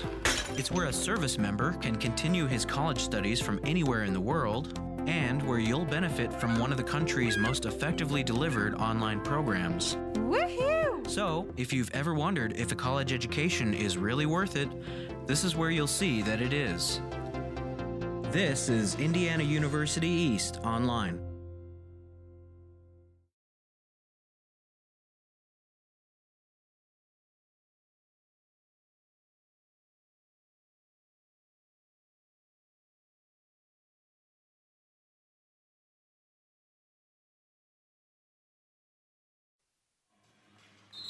And welcome back to IU East men's basketball on the Red Wolves Sports Network. The Red Wolves have cut it back down to a 4-point lead for Carlow. And now you just got to get in within that 4 points now. It's been several times the Red Wolves were able to get it down to a 4-point ball game, but just never have been able to get it down to any more than that. So it's Carlow ball coming out of their 30-second timeout. It'll be back over to the right side with Austin Matta. Matta finds Roberts out top this time. Now back over to Sunder. Sunder trying to get the ball back to Matta, but finds Zach Bryan instead. Shot clock down to 6. Over to Sunder. He gets a shot off. This one falls, and it's 44-38 with 13:30 to go in the second half. Claypool over on the left side. Now goes to Houston Clark. Clark to Salinas. Around in the corner to Davis. Davis goes to the baseline. Now back out to Lucas Huffman. Huffman stops at the free throw line, clears some space, and gets a shot off. 44-40. 13:06 to play. Here's Zach Bryan out top with the ball inside of the circle. Now it's with Monona, back to Roberts. Now to Sunder on the left wing. Go back out top to Zach Bryan, works it around to Roberts on the right side. Pass back to Sunder. Sunder picked off by Jacoby Claypool. And here is Jacoby, lays it in, and it's a 2-point ball game, 44-42. Roberts gets the ball from Sunder on the pass inbounds. Now Roberts with the layup, 46-42. Vache Davis brings it down the floor, out to Huffman, the 3-point shot, up and in, 46-45, a 1-point ball game with 12:18 to go.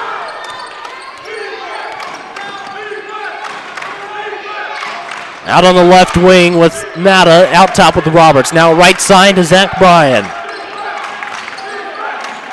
Bryan trapped in the corner. Vache Davis able to get on the ball, gives it to Parker Salinas. Salinas coming down the floor this time and gets it out to Claypool to set things up. Now Claypool.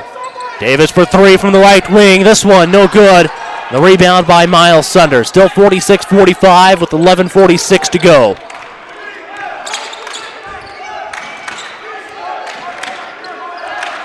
Zach Bryan with the ball out on top, goes corner. Austin Matta for 3. 49-45, a 4-point lead once again for the Celtics with 11:27 to play. Here's Claypool, all the way to the basket, lays it in, 49-47, 11:20 to go into the second half. To Zach Bryan over on the right side. The Red Wolves need a defensive stop right here. Crossover by Bryan. Now it's in the hands of Roberts. Roberts gives it to Sunder out on top. Sunder trying to find somebody. He's defended right now by Houston Clark. Now back over to the left wing to Monona. Shot clock down to 8. Swings it back to Roberts. Roberts' shot. No good, and it's going to be out of bounds. It's going to stay with the Celtics. And Zach Taylor and Nick Bolenbacher, along with Nate Niehoff, all back into the game for their respective teams. 10:55 to go in the second half. A 2-point lead for the Carlow Celtics, 49-47. We'll take a quick break and come back with more IU East men's basketball right here on the Red Wolf Sports Network. This is where a busy mom can work toward a bachelor's degree from a top national university during softball practice. It's where a service member can continue his college studies from anywhere in the world, and where you'll benefit from one of the country's most effectively delivered online programs. Woohoo! So, if you've ever wondered if a college education is really worth it, this is where you'll see that it is. This is Indiana University East Online.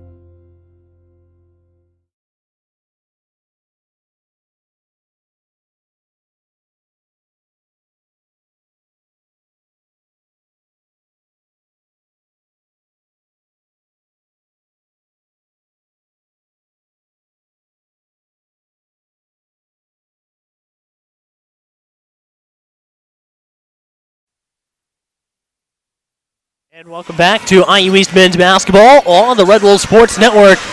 10:55 to play, and it's a 49-47 lead for the Carlow Celtics. The Red Wolves have cut it down to a 1-point game, and then 3-point shot, I believe it was by Austin Matta, put the Celtics back up by 4, and then another basket there by the Red Wolves right before the break, 49-47.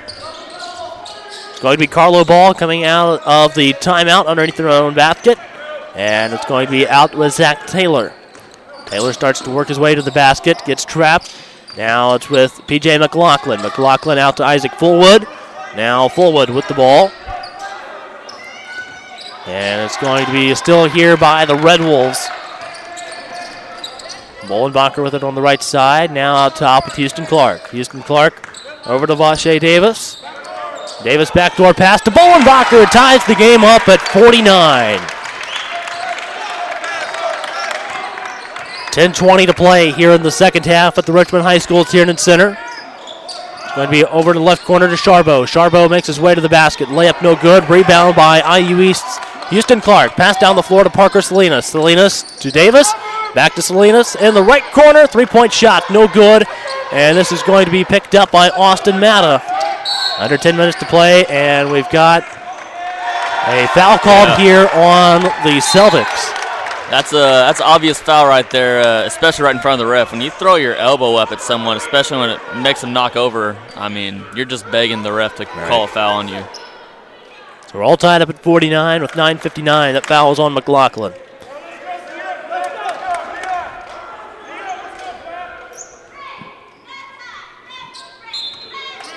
.9:59 to play, all tied up at 49. Ball inbounds to Nick Bolenbacher. Bolenbacher on the right wing, pass down low to Davis. Salinas to Niehoff. Niehoff goes baseline, kicks back out to Salinas. Salinas works his way to the basket. And a traveling violation called on Parker Salinas. Gives the ball back to the Celtics with 9:47 to go.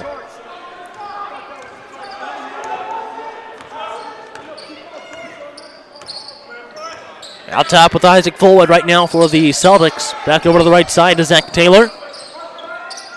Now down to the corner with Austin Matta. Matta at the baseline, shot off, and we've got a foul called here. Looks like from the body language of Salinas, he thinks that one's on him, and it is. So the foul goes against Parker Salinas. And that's the team's third on the Red Wolves here in the second half. It's going to put Matta at the line for 2. First free throw for Austin Matta, up and in. Puts the Celtics back on top by 1. IU East will bring back in Lucas Suffman, Dom Williams.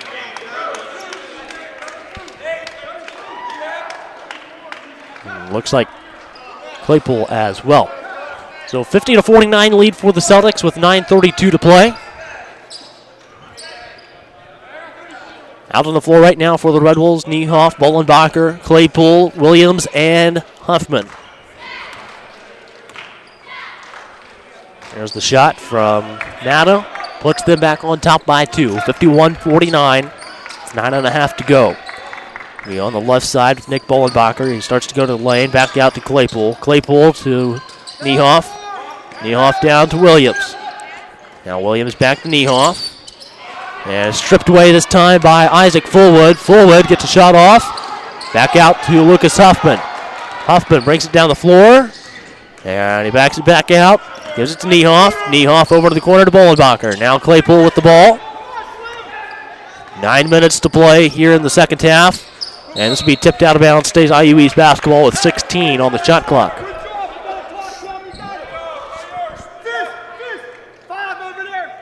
$8:57 to play.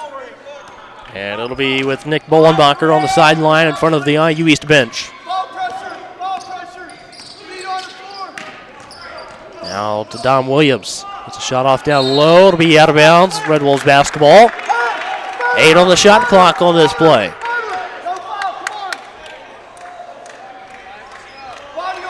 And the Red Wolves have 8 seconds to get the ball in and get a good shot. He's trying to draw the foul here. Here's Huffman. Stopped at the baseline. Now here's Dom Williams. He gets a shot off. No good. Rebound by McLaughlin. 51-49 with 8:37 to play in the second half. 2-point lead for the Carlow Celtics. Back over to the left side. Now swings it left corner. 3-point shot by Fullwood. Rebound by Dom Williams.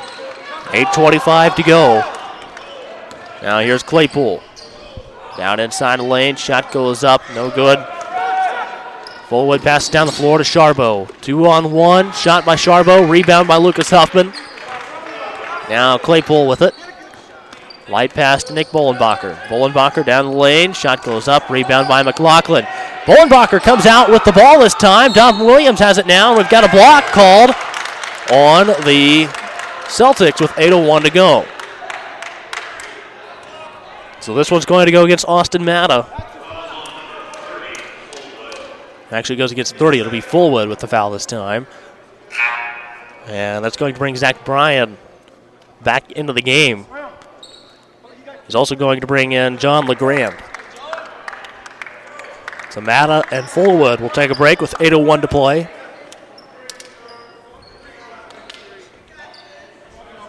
Dom Williams will be at the line. So now I go back and say that it is against number 3, Austin Matta.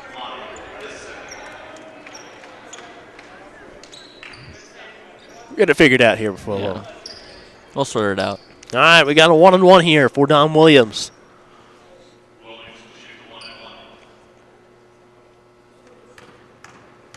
Another quiet 10 and center. First free throw for Dom Williams. Up and in. 51-50.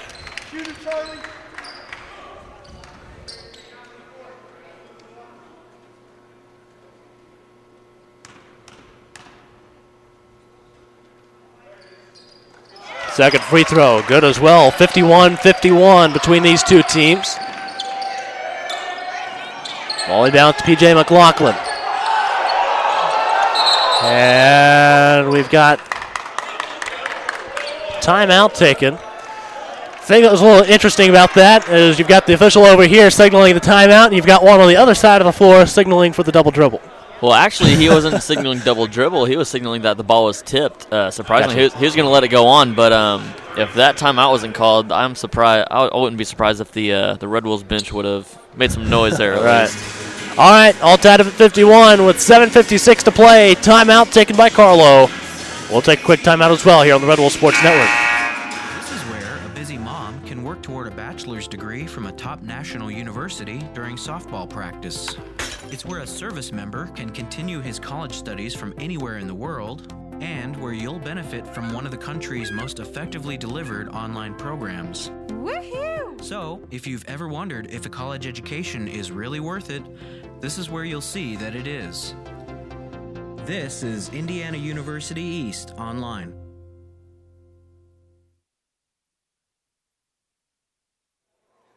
And welcome back to IU East men's basketball on the Red Wolves Sports Network, coming out of the 32nd timeout taken by the Carlow Celtics. Ball inbounds to Zach Taylor, who brings it down the right side of the floor. Now over to the corner to Zach Bryan. Now back out to Charlie Charbo on the left wing. Now to P.J. McLaughlin. McLaughlin to Taylor, down to Charbo in the corner. Pass into the left block to John LeGrand. Now back out. Shot clock down to 5. The shot off by Taylor. And the rebound by Huffman. 7:29 to go. Huffman brings the ball down the floor. Now out to Houston Clark. Bolenbacher for 3. Left side this time. Shot no good. And the rebound here from Taylor. And it's going to be a foul on Dom Williams. So this foul against Williams will be his first. And team foul number 4. So Vache Davis returns to the Red Wolves lineup with 7:17 to go. Be with Zach Bryan. 25 on the clock. 7:08 in the game. John LeGrand almost tied up that time, and now to Charbo. Now Taylor has it, and the pass was supposed to go to LeGrand that time, and it goes out of bounds, giving the ball to the Red Wolves. So the Red Wolves need a good offensive possession right here and try to get on top for the first time in today's game. They have not led at any point in this game. They were actually down, I think, 2-0 to start off the game, tied it up at 2, and then that was when the Celtics started to make a little bit of a run there, and I think it ended up being like 10-4 there to start off the first quarter. So it's going to be with Davis, now inside to Huffman. Huffman gets off a shot. Rebound by McLaughlin. Zach Bryan with the ball against Jacoby Claypool. Now on the right side, it's going to be with Taylor. It goes baseline, kicks out to McLaughlin. Pass down inside to LeGrand. Broke up by Dom Williams. Here's Jacoby Claypool with the ball. Over to Dom. And Dom, he gets fouled and will go to the line for 2. A chance for the Red Wolves to take their first lead of the ball game. This one goes against P.J. McLaughlin. It'll be team foul number 8 on the Celtics. And that's his 4th. So Dom Williams will go to the line for 2.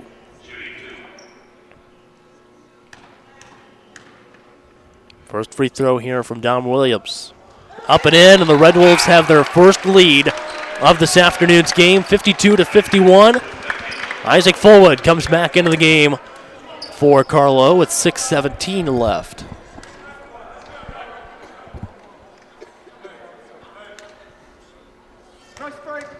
Second free throw here from Dom Williams. Short this time. The Red Wolves still have a 1-point lead, 52-51 with 6:13 to play. Zach Bryan out top. Now he goes left side to Fullwood. Fullwood to McLaughlin. And now McLaughlin down the right side of the lane. Gets all the way down underneath the basket. Shot off, no good. And Dom Williams right there in that. And it's going to be a foul called on the Celtics. This foul is going to go against P.J. McLaughlin. And that will be it for him. Picks up his 5th. Team foul number 9 on Carlow.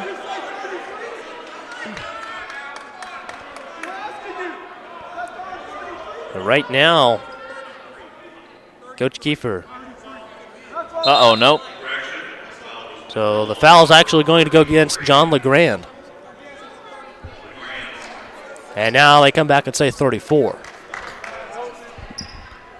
Yeah, the 2 refs that didn't make the call said it was 33, but the one actually called it said 34, so he had to check back up and say, nope, it was 34. Trying to save their guy from getting 5 fouls there. Don't blame him. No, I can't blame him at all because he's had a great game down at the post today. Yeah, very physical. Celtics. Very physical, playing good defense, finding the open shooters, and, he's a great player. Great player.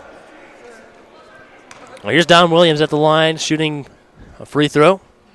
It was a 1-and-1 that time. First free throw was no good, so the rebound by the Celtics. 5:53 to go here at the Richmond High School Tiernan Center. A 1-point lead for IU East, 52-51. And that's going to be out of bounds, stays Carlow ball. And we've got a timeout down on the floor with 5:47 to go. All right, 52-51. The Red Wolves have their first lead of the ball game by 1 point. We'll take a quick break and come back with more IU East men's basketball right here on the Red Wolves Sports Network.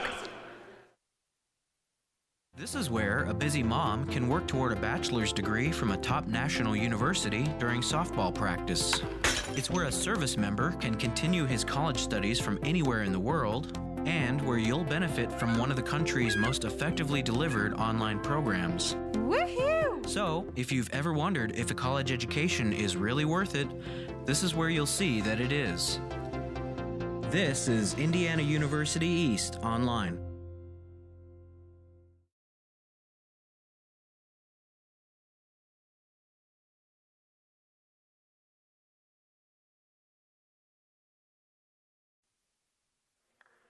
Go ahead.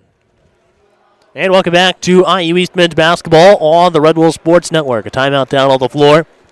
5:47 to go here in the second half. And it's a 1-point lead for the IU East Red Wolves. It's going to be Carlow ball out of bounds. And in the game right now for IU East, Huffman, Williams, Clark, Claypool, and Davis. And out on the floor for the Celtics, Sharbo along with Sunder, LeGrand, Fullwood, and Bryan. LeGrand with the shot down low this time. It was blocked, and Sharbo's shot no good, but Sunder able to get one to fall for the Celtics, puts them back up by one, 53-52. So now Jacoby Claypool with the ball. Gives it to Vache Davis. Pass down inside to Lucas Huffman. Huffman gets a shot off, and the Red Wolves back up by one, 54-53. 5:17 to go, and now we go back over to the right side with Zach Bryan down the lane. Nice block by the Red Wolves. LeGrand's shot, no good, and the rebound by Houston Clark. Here's Jacoby Claypool, back to the right side. Dom Williams passes down low to Davis. Now we go back out top with Houston Clark. Huffman for three, this one no good, and the rebound by Zach Bryan. Pass down the sideline to Miles Sunder. Takes a shot right in front of Lucas Huffman, who was set to take the charge. And now it's 4:43 to go on the right wing with Dom Williams. Claypool goes over to Vache Davis. Davis out to Williams. Three-point shot, left corner. This one too much. Rebound by Lucas Huffman. Huffman trying to get to the basket. And now here's Dom Williams from underneath this time. 56-53, 4:19 to play in the second half, and the Red Wolves have their largest lead of the ball game, a 3-point lead for IU East after trailing by 15 earlier in the first half. It's going to be a timeout taken by the Carlow Celtics. IU East leads 56-53. We'll be right back on the Red Wolves Sports Network. This is where a busy mom can work toward a bachelor's degree from a top national university during softball practice. It's where a service member can continue his college studies from anywhere in the world, and where you'll benefit from one of the country's most effectively delivered online programs. Woohoo! So, if you've ever wondered if a college education is really worth it, this is where you'll see that it is. This is Indiana University East Online.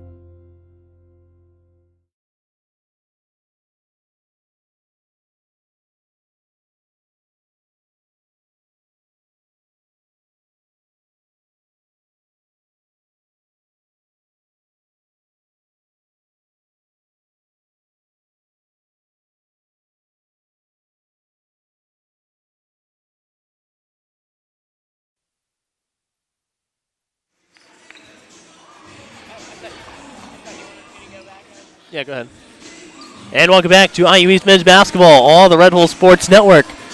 56-53, and it's a 3-point lead for the IU East Red Wolves, their largest lead of the ball game. Carlow ball coming out of their timeout over to the right side. It's going to be out top now with Zach Taylor. He gets a shot off, and that makes it 56-55. Red Wolves still lead by one. I go back over to the left side with Jacoby Claypool, now to Don Williams on the right side. There's Claypool with the ball.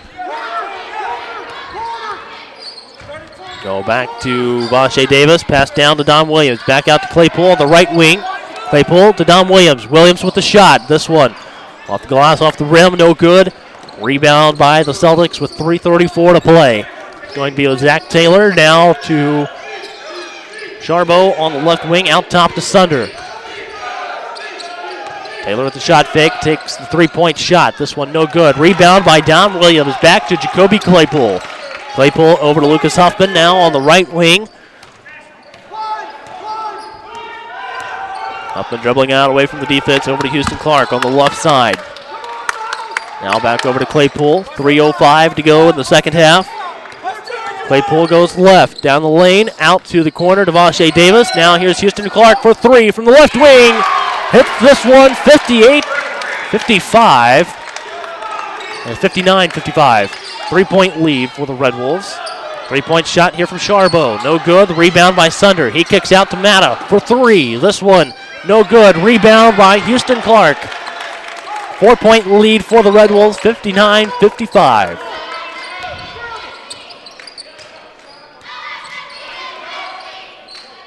Houston Clark with the ball on the right wing, now to Jacoby Claypool. Pass down to Lucas Huffman. He's on the right block, gets some position and scores. 61-55 with 2:17 to go. 6-point lead for the IU East Red Wolves. Here's a three-point shot from Zach Taylor from the left corner. It's good. 61-58. Back to a three-point game. Now over to Houston Clark on the right side. Out top to Claypool. Now back to Clark on the right wing.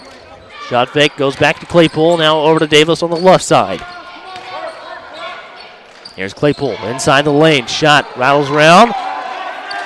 Comes out with the ball, now to Huffman. Huffman inside the lane. Out to Davis. Shot clock down to 20 here for the Red Wolves. And Claypool on a move. Here's Don Williams for the Red Wolves. 63-58 off of a Don Williams dunk down low that time. Wide open from the left side. Zach Bryan with the mid-range jumper, no good. Rebound by Houston Clark. Pass down the floor to Vache Davis. He's going to hold the ball, give it to Claypool. Out in the upper corner by midcourt. 1 minute to go here in the second half. IU East now 54.4 seconds away from taking their third conference win of the season. And that's going to be team foul number 10 on the Celtics.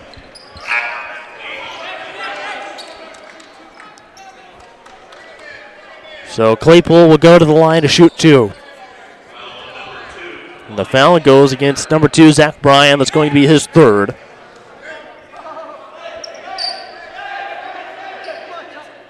Five-point lead for the IU East Red Wolves with Claypool at the line to shoot two.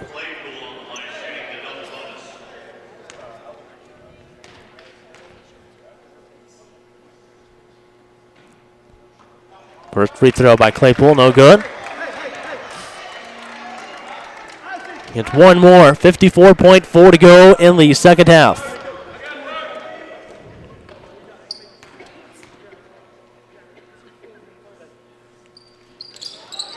Second free throw is good. 64-58. A 6-point lead for the IU East Red Wolves. 30-second timeout. Carlow, 64-58 lead for the Red Wolves on the Red Wolves Sports Network. This is where a busy mom can work toward a bachelor's degree from a top national university during softball practice. It's where a service member can continue his college studies from anywhere in the world, and where you'll benefit from one of the country's most effectively delivered online programs. Woohoo! So, if you've ever wondered if a college education is really worth it, this is where you'll see that it is. This is Indiana University East Online.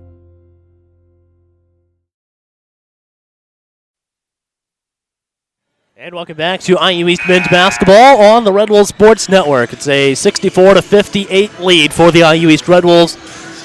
And at the baseline, inbounding the ball for Carlow is going to be number 15, Zach Taylor. And it's 54.4 to go in the second half. And the Red Wolves up by 6. They trailed by 15 in the first half. And here's Zach Bryan. Brings the ball down the floor, out to Zach Taylor. Zach Taylor on the left wing, back to Flowood, and we've got a travel called here on the Celtics. And Going to bring back in Charlie Charbo for Carlow. And Parker Salinas returns for the Red Wolves with 45.1 to go and a 6-point lead. And looks like we've got a timeout taken by the Red Wolves. So they're going to go with a full timeout. We'll take a timeout as well. 6-point lead for the Red Wolves in the second half on the Red Wolves Sports Network. This is where a busy mom can work toward a bachelor's degree from a top national university during softball practice. It's where a service member can continue his college studies from anywhere in the world, and where you'll benefit from one of the country's most effectively delivered online programs. Woohoo! So, if you've ever wondered if a college education is really worth it, this is where you'll see that it is. This is Indiana University East Online.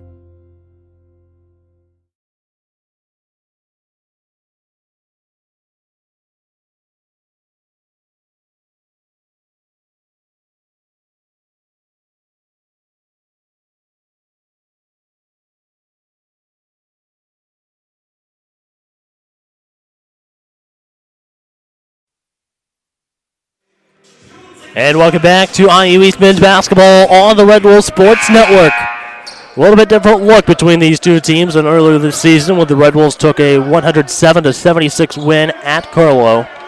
But right now they're on top by 6 with 45.1 to go. Still a lot of time here in this game for the Celtics. And something happened here. It looks like it's going to be... We've got a foul on Vache Davis. Offensive foul on him. So the Celtics will bring back in John LeGrand. 44.8 to go. Now here's Zach Taylor inbounding the ball. Finds Zach Bryan in the left corner. Bryan gives it to LeGrand. 64-60. And now we've got a foul called on the Celtics. This one is going to go on number 30. That's Isaac Fullwood. And Fullwood picks up his first.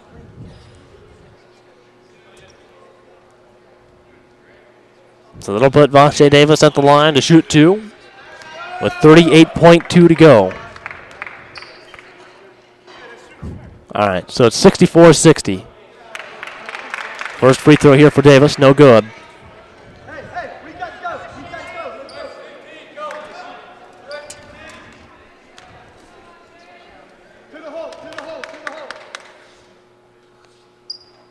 Second free throw here for Vache. Up and in, 65-60. The Red Wolves have a 5-point lead. 35 seconds to go in the game.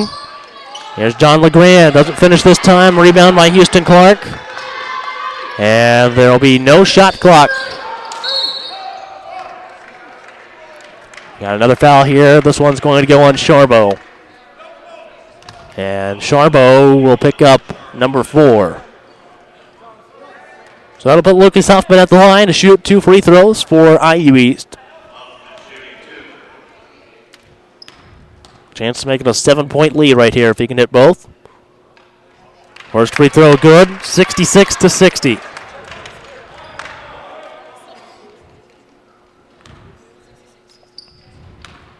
Second free throw here for the IU East sophomore.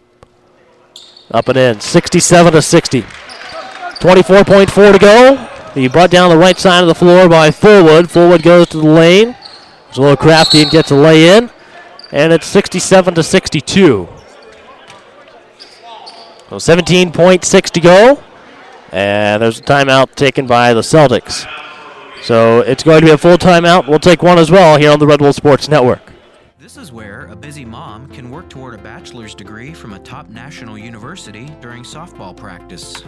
It's where a service member can continue his college studies from anywhere in the world, and where you'll benefit from one of the country's most effectively delivered online programs. Woohoo! So, if you've ever wondered if a college education is really worth it, this is where you'll see that it is. This is Indiana University East Online.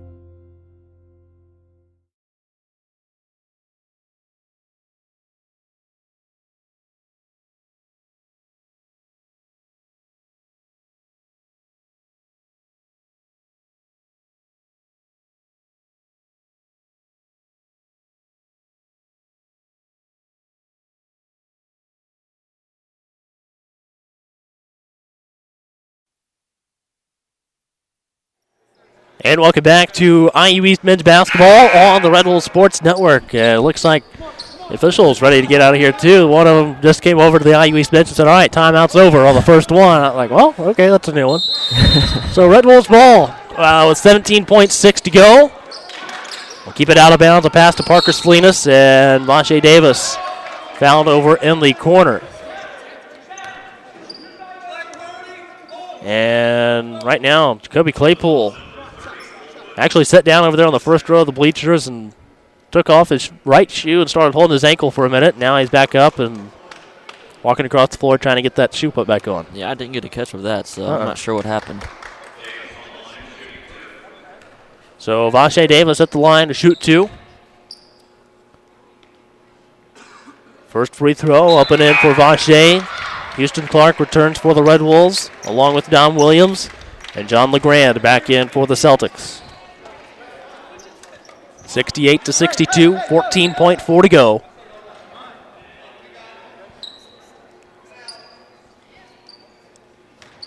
Here's the second free throw from Vache.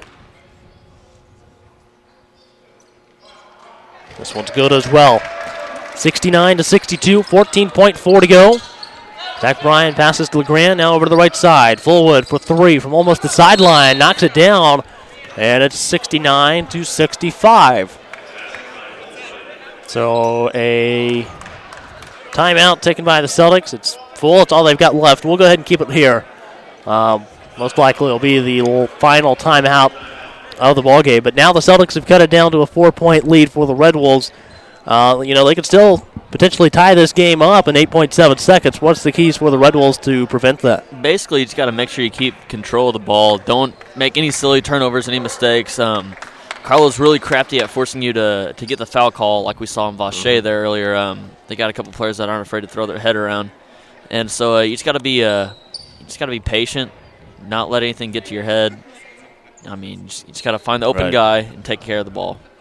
All right, well, 8.7 on the clock and a timeout taken by the Celtics. IU East still in there. Coach Tester drawing up the plan for these final 8.7 seconds. 69-65 lead for the IU East Red Wolves over the Carlow Celtics. And this timeout's over once again. All right, 8.7 seconds to go. The Red Wolves 8 seconds away from their third conference win of the season.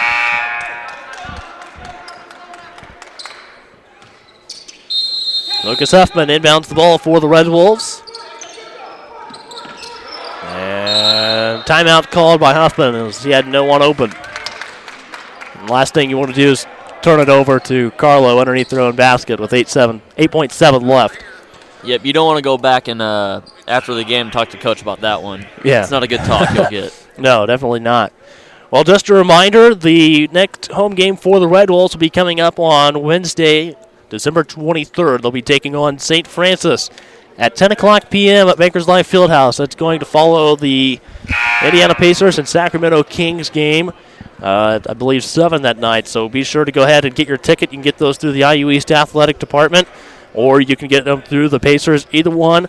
The ones that you get through the Athletic Department, however, are for the upper level. So if you want a lower level ticket for the Pacers game, be sure to get that through the Pacers. Even if you are in the upper level for the Pacers game, you can move down to the lower level at the conclusion of the Pacers and Kings game. Foul call here on the Celtics. 7.3 left in the game, and it's going to be a foul called on number 3, Austin Matta. And that will put, looks like Parker Salinas on the line for the Red Wolves.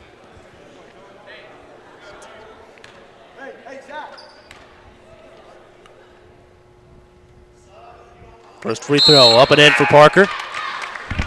70-65, and Houston Clark comes back into the game.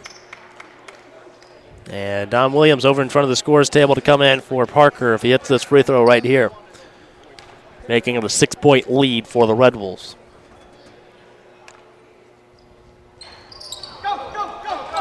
Second free throw was no good. 70-65. Here's Zach Bryan. Gives the ball to Charbo. Charbo with a layup. Clock stops at .7. Houston Clark to Jacoby Claypool, and that's the ball game. Tough-fought win here for the Red Wolves at home today, a 70-67 win against the Celtics. The Red Wolves now 3-0 in Kentucky Intercollegiate Athletic Conference play, as well as 9-5 on the season. The Celtics now 3-8 on the season, 0-5 in the Kayak. Well, Ty, tell us a little bit about today's game. Today's game was a good matchup here. Both teams really hungry for a win. Carlow, like I said before, they've always been close with IU East, had a good game. But always came up short, and once again, it looks like that case once more. But all around, we saw IU East their shots and saying that their shots aren't falling, but give Carlow a ton of credit. They were aggressive on offense and on defense to start the game, and they really caused a lot of problems for the Red Wolves. So, I mean, although we're going to say they did a bad job shooting, Carlow on the other side did a great job shutting down our shooters on defense, on offense. But for the Red Wolves here, they did a good job keeping their heads in the game, not worrying about the deficit, and just staying on track, getting the job done. All right, well, it is time for the IU East men's basketball post-game show, and going to be joining us for the post-game interview will be number 32, Lucas Huffman. We'll get a chance to talk with him a little bit about today's game as he sits down and gets the headset put on. So, Lucas, thanks for joining me for the post-game show. Just start off by telling us a little bit about today's game. Obviously, a tough-fought game here between these two teams today. Yeah, I mean, the last game we came out and we beat them by 30, so I think we came out a little slow. We expected it to be easy. Mm-hmm. And, I mean, they improved. It was 2 weeks ago, but they definitely improved. They knew our stuff, and we had to adapt. And at halftime, I think we changed a lot of things, and it ended up working for us. What were some of the things you changed there at halftime to go from being down by, I think they're at 15 at one point in the first half, and end up coming back and taking a 6-point lead there in the second half? The main thing was just to get out on shooters, and on offense we were settling way too much for jump shots in the first half, and everyone just bought in and attacked the basket, and we were in double bonus almost the whole second half of the second half. So. All right, well, the next game is going to be against St. Francis coming up on Wednesday at Bankers Life Fieldhouse. What do you expect that team to be like? That'll be a tough game. We played them over the summer a couple times, and they're good. They're difficult to play, good defense, and, I mean, it'll be a hard-fought game. All right, well, thanks for joining me. Congratulations on a hard-fought win today. Thank you. All right, well, there you have it from Lucas Huffman, talking a little bit about today's game and the upcoming game against St. Francis out of Indiana coming up on Wednesday at Bankers Life Fieldhouse. We'll talk about that game a little bit more here in a few minutes. We'll go over the post-game stats. Well, the Carlow Celtics, they shot 39.1% from field goal range in today's game off of 27 out of 69 shooting from field goal range. They were 36.8% in three-point range shooting today, off of 7 of 19, and at the free throw line they were 6 for 9, shooting 66.7% for the game. The Celtics also had a total of 46 rebounds with 10 on offense, 36 on defense, and they actually came up just shy in winning rebounding. The Red Wolves had 48. Celtics also had 18 turnovers with 17 assists, 4 blocks, and 5 steals. The IU East Red Wolves shot 30.3% from field goal range today, shooting 20 of 66. They're also 23.8% from three-point range in today's game, 5 of 21. And at the line, they were 25 of 34 for 73.5%. As I mentioned, the Red Wolves also had 48 total rebounds with 14 on offense, 34 on defense. They had a total of 11 assists, 13 turnovers, 5 blocks, and 7 steals. So the Carlow Celtics had a total of 8 points off of the fast break, 10 points off of turnovers, 32 points in the paint, 12 second chance points, and 28 points in bench scoring. IU East Red Wolves had 2 points off of the fast break, 13 points off turnovers, 22 points in the paint, 14 second chance points, and 8 points in bench scoring, giving the Red Wolves a 70-67 win here at the Richmond High School Tiernan Center over the Carlow Celtics, improving their record to 9-5 on the season, 3-0 in the Kentucky Intercollegiate Athletic Conference, and the Celtics fall to 3-8 on the season, 0-5 in the Kentucky Intercollegiate Athletic Conference. Mention that next game for the IU East Red Wolves coming up on December 23rd against the St. Francis team out of Indiana. Tip-off for that game at 10 o'clock p.m. Once again, just a reminder, in order to get into that game, you have to have a ticket from the Pacers and Kings game earlier that evening. So your ticket will get you in. You can get the ticket through the IU East Athletic Office. They have a limited number of tickets available. You can get them through the Athletic Office for $20 for the upper level, or you can get your tickets through the Pacers at Pacers.com for that game. You can upgrade to the lower level if you would like. And even if you are in the upper level for the Pacers game, you can move down to the lower level for the IU East and St. Francis game. Well, once again, 2 wins here today for the IU East Athletic Department. The women's team takes a 90-70 win over Carlow, improving to 3-0 in the conference, and the men's team also taking a win here at home, 70-67 over the Carlow Celtics. Special thanks to not Kyle. He's always our broadcast engineer, but we've got Ty Butler on commentary, Shelby Patton for the engineering, and I'm Caleb Gillock, the voice of your IU East Red Wolves. Thanks for watching. We'll see you next time.